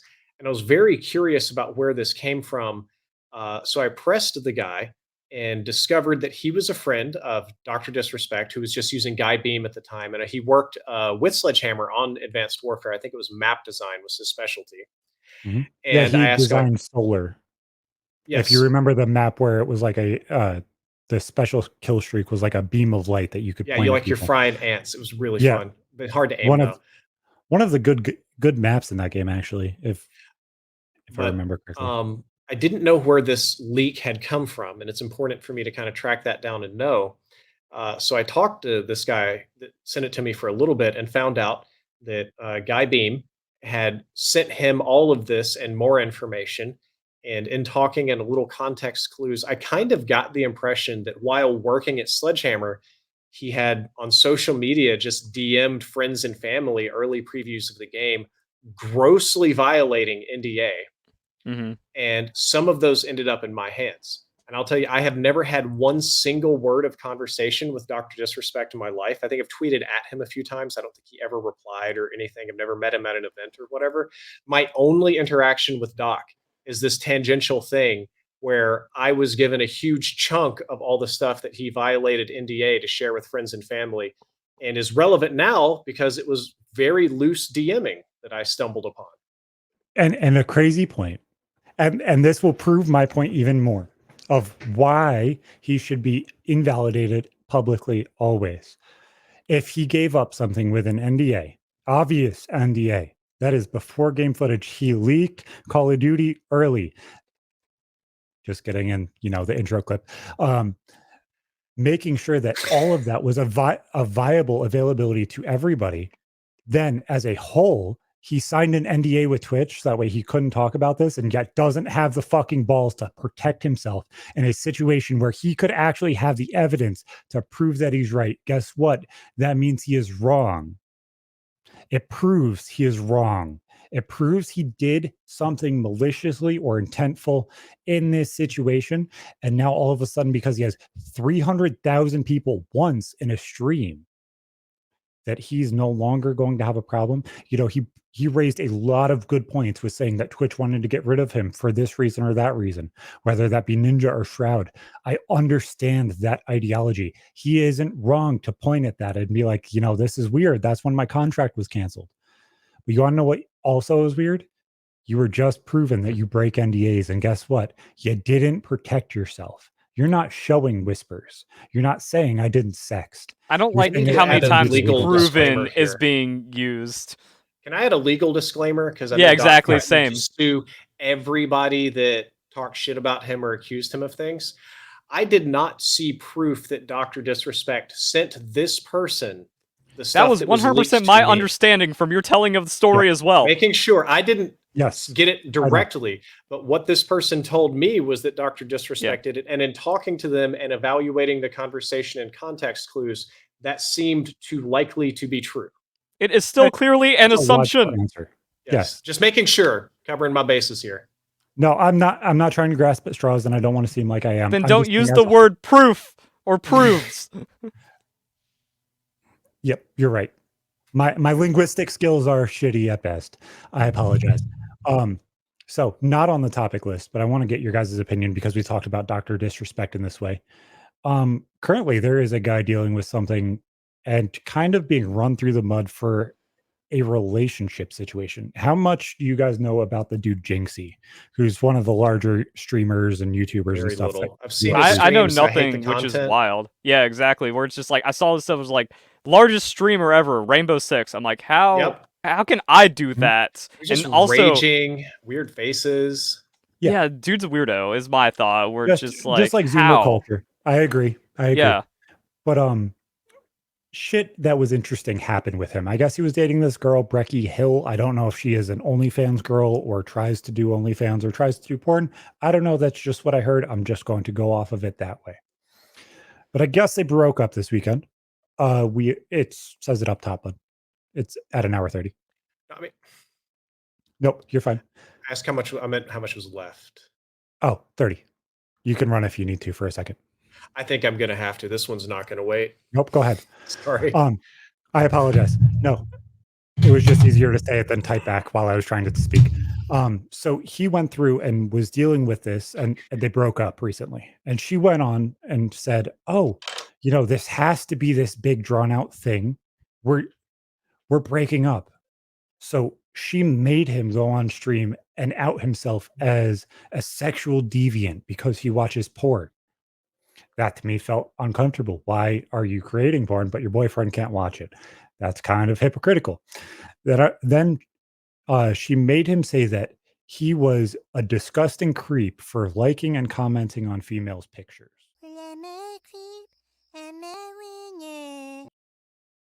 Which also seems kind of disingenuous when you create porn. Then she made him say that he was addicted to sex.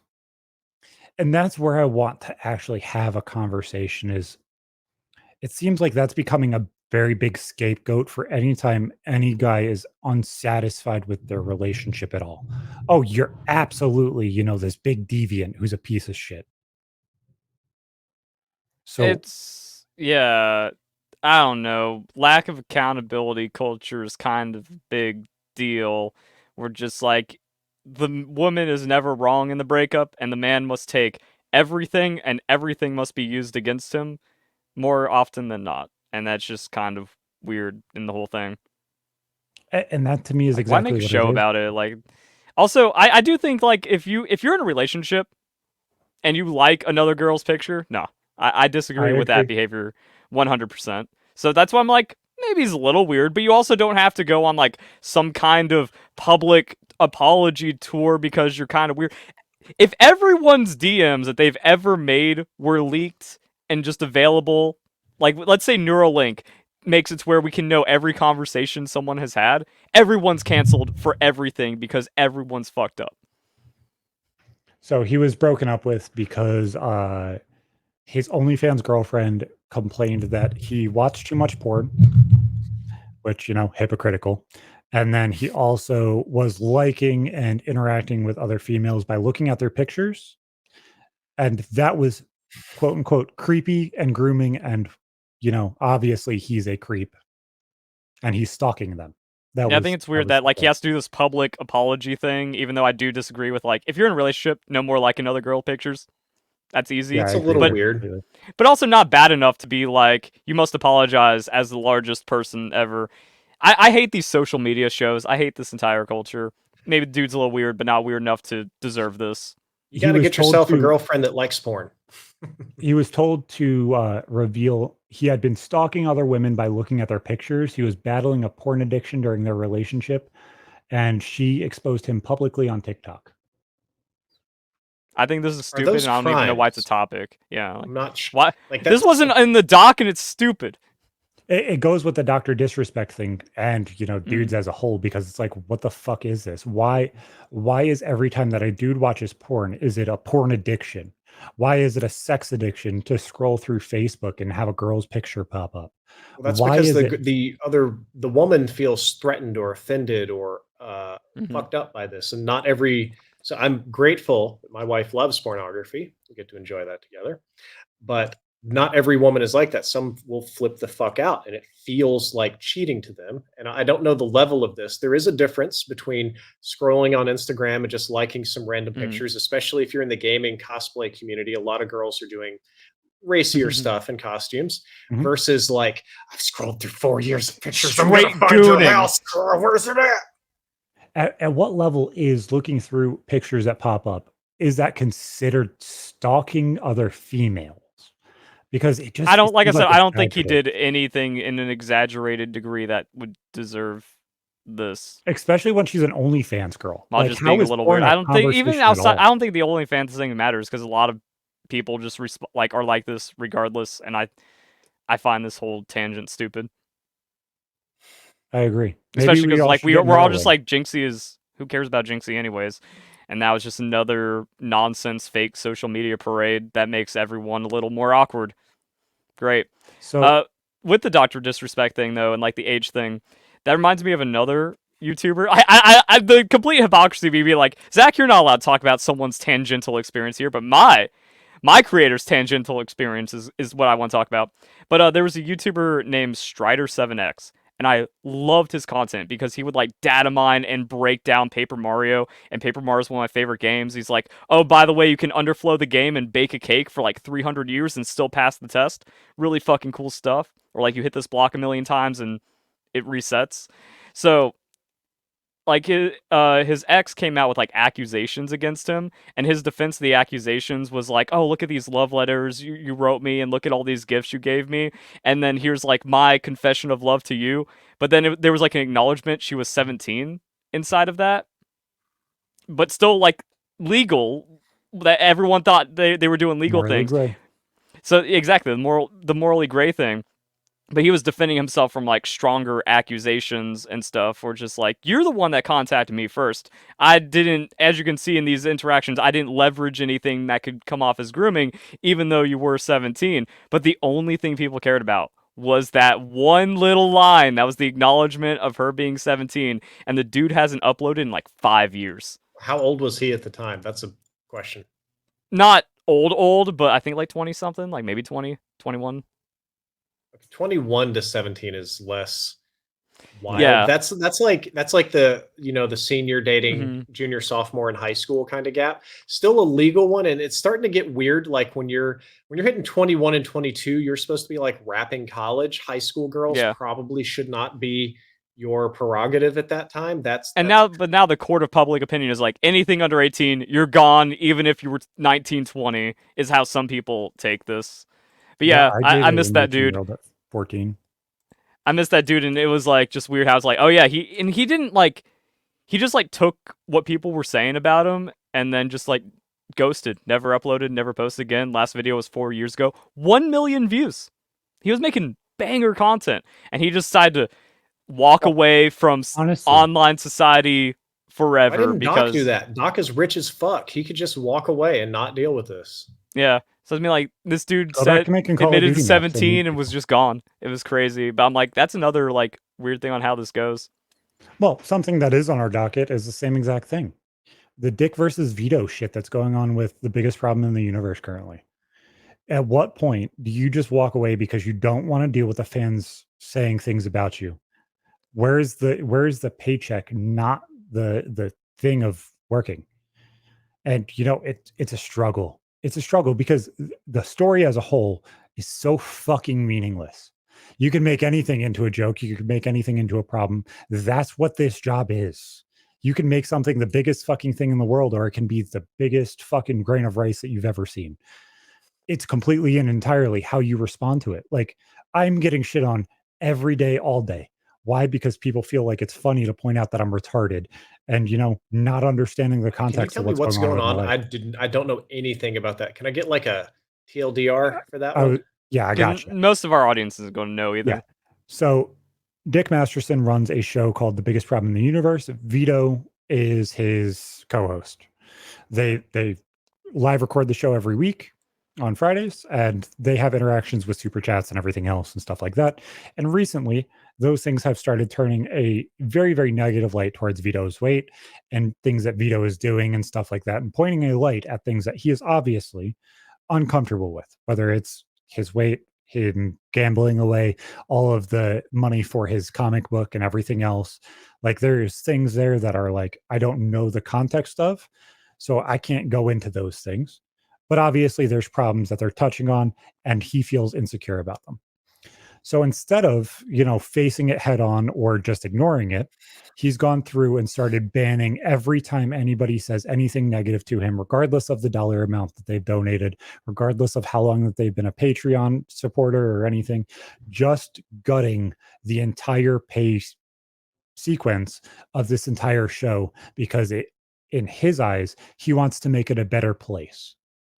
He feels like getting rid of all these people that are backing the show is a positive investment because it's better for him.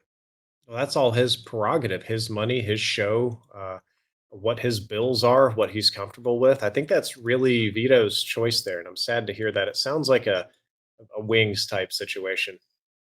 Yeah, it's where it seems like we're at turn, where it's just like, well, the only way you get most of your funding now is through negativity, and it's up to you if you want to take it or not. Like, I am very controlling of I'm very heavily moderating of my comments. Like, if you're just toxic once, like, hide user from channel. You're never going to promote or be productive. Now, if you want to give a $10 super chat telling me how much of an asshole I am, I'll let that one go. You want to keep doing it, fine. So it's like, I'm in the same boat. Yeah, I'll allow that, where it's just like, and then I can make fun of you. You give me money, and I can talk about how stupid you are for this weirdo comment. And if I had a lot of people doing that, maybe you ban like the egregious ones, but for the most part, like, keep them coming. So I think that's like where the weird thing is, where a lot of people are like, oh, I never hide any comments. All shadow banning is wrong. Nah. No, some people you just don't want to deal with. But then at a point, so I don't know how many people are in your streams. Imagine if you had tens or hundreds of thousands of people flooding you constantly, such that anytime you looked at your phone, it was just like you're a piece of shit. At a certain point, it just wouldn't be worth the money. You would need some de-stress. I mean, that's actually my channel, but they're not giving me money, so I can't. I'd actually be happy if I have 1,000 haters giving me $10 a month. Pop off. That's 10. But if you're just being a worthless idiot, get out of here. No. So this is creating drama with Dick, though. So explain that. Dick is now seemingly, and this is just me trying not to say the things that I know behind the scenes, but the things that I know public facing. It seems like Vito is going to walk away because he is afraid one of the creators that are in the circle. If you remember Verlis Mint, we had her on. She was on PK. She was on here. Yeah. Cool chick, the autistic girl that bounces her boobs everywhere. Her boyfriend is also. I liked her. Don't know why. Can't explain it. Yeah. Something about her personality. Yep. No, she was actually legit cool though. I enjoyed talking with her. She her complimented my collar, and I was like, she's cool. Yeah. Whatchamacallit? Her boyfriend also creates content, does podcasts and stuff like that. He talks about movies and everything else. Obviously, they work together. They're a part of Vito's comic and everything else. And Vito made a comment and started fighting with them in her Discord. Not even the biggest problem, Discord. Just going into another friend's Discord and starting to argue with them, saying that they're failing, obviously, because they're covering movies from 60 years ago. They're not getting views. Now they're having a problem. So now he's starting to fight and argue with not only people that are employed by Dick and Vito, but he's arguing with people that have helped them on the show or fought with people for them and everything else. That's where it gets iffy to me. It's like, okay, so if you want to disagree with me, okay, you want to call me a retard, go ahead. But as a whole, do you fight with your friends or fight with people that have gone to bat for you because they don't like how you're acting today? Sense. That to me is like you're getting burnt out, and I understand it. Like I get it. You're getting burnt out. You want to be a fucking porcupine and you want to poke everybody because they're poking you, and you're getting fucking hurt. But you cannot hurt everybody that supported you every time, always, because you're hurt today. You have to wear your shit on your sleeve and say, hey guys, I'm not fucking okay. Can we calm down for a little bit? Like, is it going to help it always? No. I'm very, very vulnerable on this show. Is a layer about this that's also like problematic because that's funding for the thing they're doing. So if you're banning that, you're banning thousands of dollars because your fees are hurt, and that's creating more problems as well, which is going to cause you to lash out. Where just like, you got upset at me because I'm not going to let someone call me an asshole for $20, but you're also lagging behind on your content. Now everyone's fighting over this. The trolls are winning regardless. That $10 investment is getting mileage. And what happens as a whole if you lose a job because, your feelings get hurt? You lose out on $6,000, $7,000 a month to another creator. I know the list. That's stupid to me. Because you just don't want to accept the problem.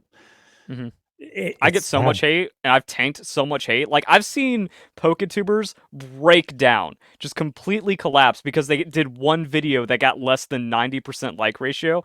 Bitch, I get dislike botted, and my average like ratio is like 55%. And I could open up right now and find someone calling me an asshole in my YouTube dashboard. You get 2 negative comments and 10 dislikes, and you crumble. But then, like, it gets to a larger scale, like with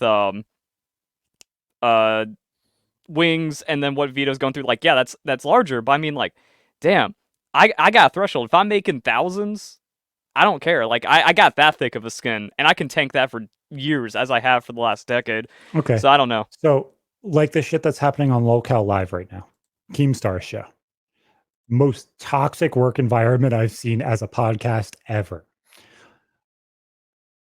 Boogie faked cancer and he gets a fake tattoo on his face that says liar. It's slowly being found out that it's fake. Does he deserve to have a place in that business anymore? It depends on who runs the business. I think it also depends on person how would say much. no. Yeah. Also, how much is that controversy? If it's net positive controversy and finances, keep him. Does Keem? I don't really run in those circles or watch that content. Does Keem? He owns it. I thought Keem was Drama Alert. Yep. Does he own multiple now? This is a podcast instead of just like how he used to own the Bad Kids cast and everything else. Okay. I was on the Bad Kids cast eons ago.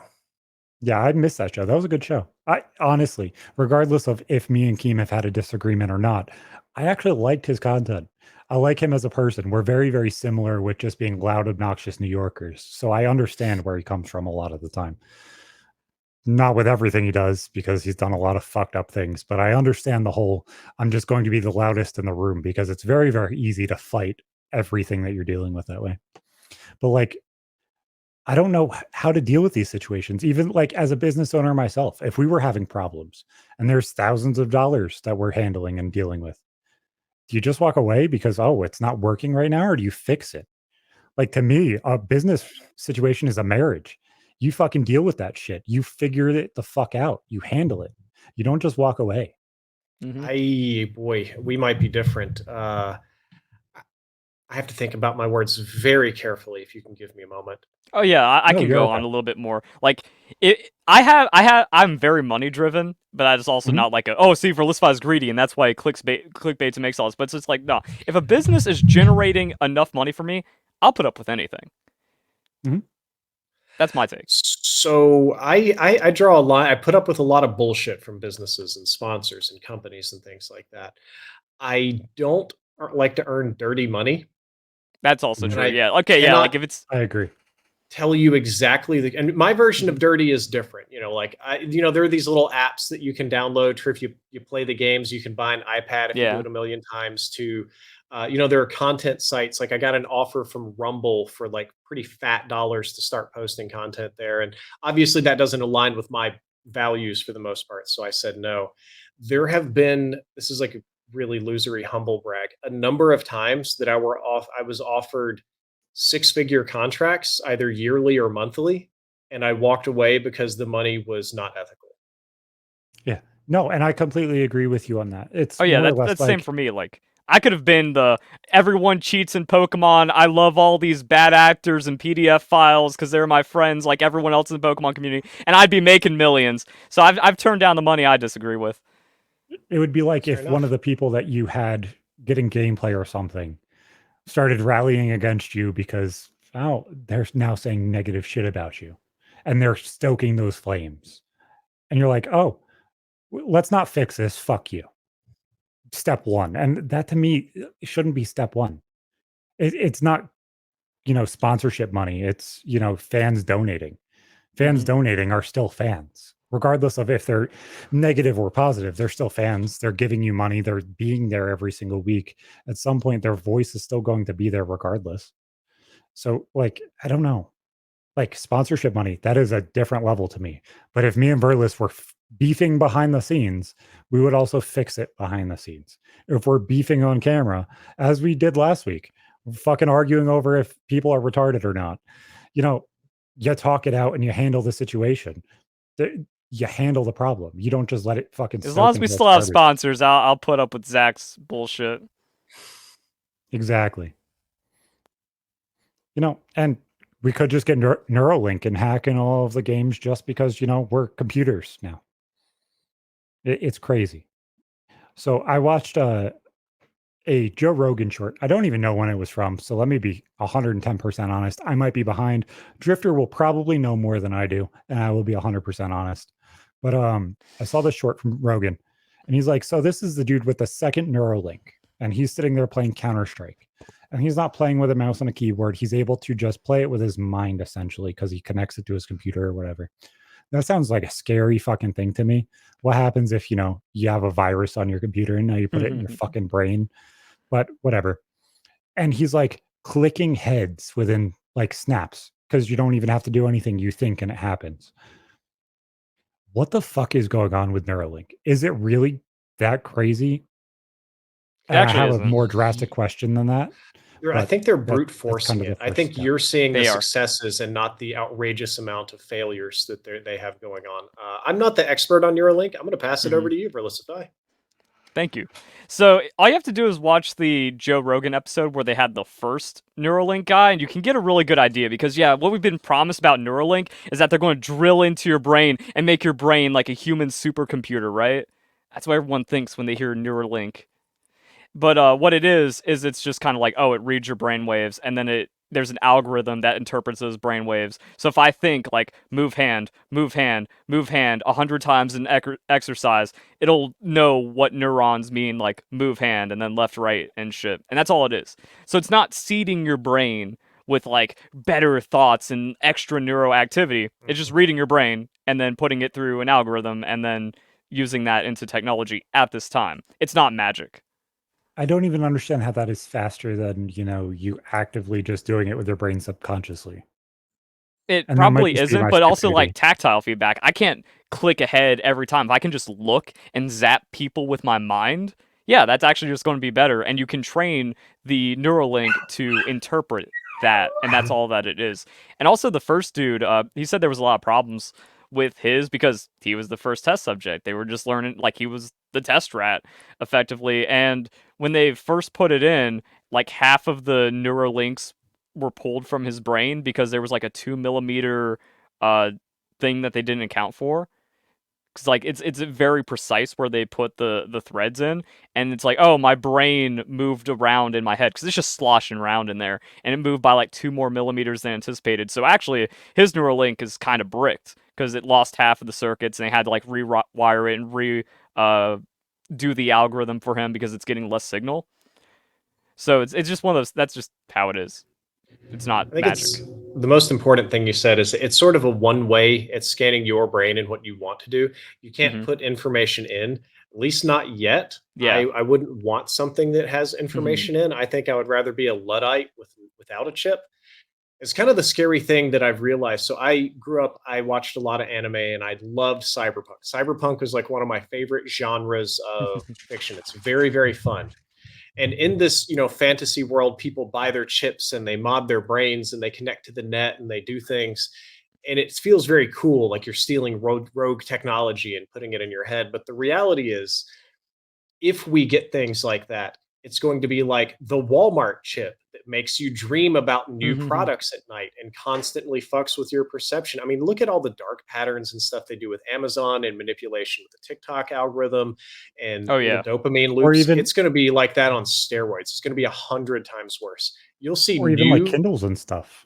Like the ads that they run on Kindles every single time you open it. There's that shit everywhere, always, anyway. So I completely agree. And it won't even be like you own the product. It'll just be like you have a subscription to Amazon Brain or something. Oh, your card got declined and then you just shut down. It's over. But yeah, and also like the thing about Neuralink is going to be for a lot of people that have disabilities and stuff. Well, they're not there yet, and the plan is to just like have it jump to where it's like you have one in your brain, you have one below the spinal energy, and then it just like links that thought and that transmission to get your legs to move. Because like you can't fix that, you can't like zap your brain to make your legs move if you have some kind of injury. Not yet. So that'd be crazy if they somehow find a way to jump it. But yeah, like you need two of them. And that's still in the works. So it's like, yeah, the Neuralink isn't like some magical telepathy. I'm now just like in Twitter in my brain. It's just, it's what we already have, where it's like you can read brain waves and then try to figure it out. It's just now getting smaller and more commercial. They were even speaking about the possibility of fixing things like glaucoma and stuff like that with it. And it's just, am I misspeaking? Am I remembering incorrectly? There was something that I could have. I would be surprised because I don't know what that has to do with your brain. Because it's receiving the signal, but you don't. Like your optic nerves essentially become retarded and are no longer able to send the signal back. So it reconnects that in that way. I got this wrong. I was thinking of macular degeneration, which is the blood vessels dying. I got the wrong thing in my head. Either way, it's just like, that seems like one of those grand claims. So yeah, it seems like they're over estimating what they're able to do, and I completely like maybe understand 100 that. years from now, it's doing that, but that's not where Neuralink is realistically. Full self-driving in 2022, Mars-based by 2030. I mean, say that all of this stuff is true and they're able to actually accomplish all of these things. Would you rather have it and you not have the problems possibly, or would you rather deal with the That's problems? a discussion that would need an hour and maybe even longer, and also just gets way too philosophical, where it's like, well, now we have two groups of people. We have dummies that don't have it, and we have the vulnerable tech dudes where it's like, oh, well, one hack shuts them down. And then it's like, yeah, you're better off not tampering with yourself, but now you are literally societally disadvantaged because you're dumber than now the average IQ being 140, since they have every knowledge zapped into their brain. It would be weird to watch like a knuckle dragger get Neuralink and all of a sudden it fixes their knuckle draggedness, and they go from like 80 IQ to fucking 120, and all of a sudden they actually are quick-witted. I have an inner monologue now. Thanks, Neuralink. Yeah. That's like the movie The Lawnmower Man, or the book. Like what? Never heard of it. What the fuck? Yeah, Stephen King movie or book. Basically, a guy he invents a magic machine that can increase people's intelligence and improve their mind. And the first person that he tests it on is a mentally handicapped lawnmower man, guy with an IQ of about 70. And of course, he gets him up to like 200 IQ. So he goes out to get revenge on all the people that bullied him. And the movie goes off into like, horror direction. Stephen King territory. Yeah. Nice. No, it's just, it makes you wonder if there is something that will genuinely help. And, you would think that it would possibly be beneficial in some circumstances. And then you see shit that they're doing with the Apple, what the fuck is it? The Procast glasses or whatever the fuck. You're just trying to cram. We don't have to get through all the topics in an episode. Nope. Yeah. I wasn't trying to cram them. I was just saying it was connected. It works. Either way, we'll see you fucking next time. We'll see you fucking later. Thank you, Drifter, for coming on. Go check him out everywhere, especially Twitter. Thanks for inviting me. Always good to be here. Yeah, I enjoy when Drifter's on. Use code RMTS to check out. See you later.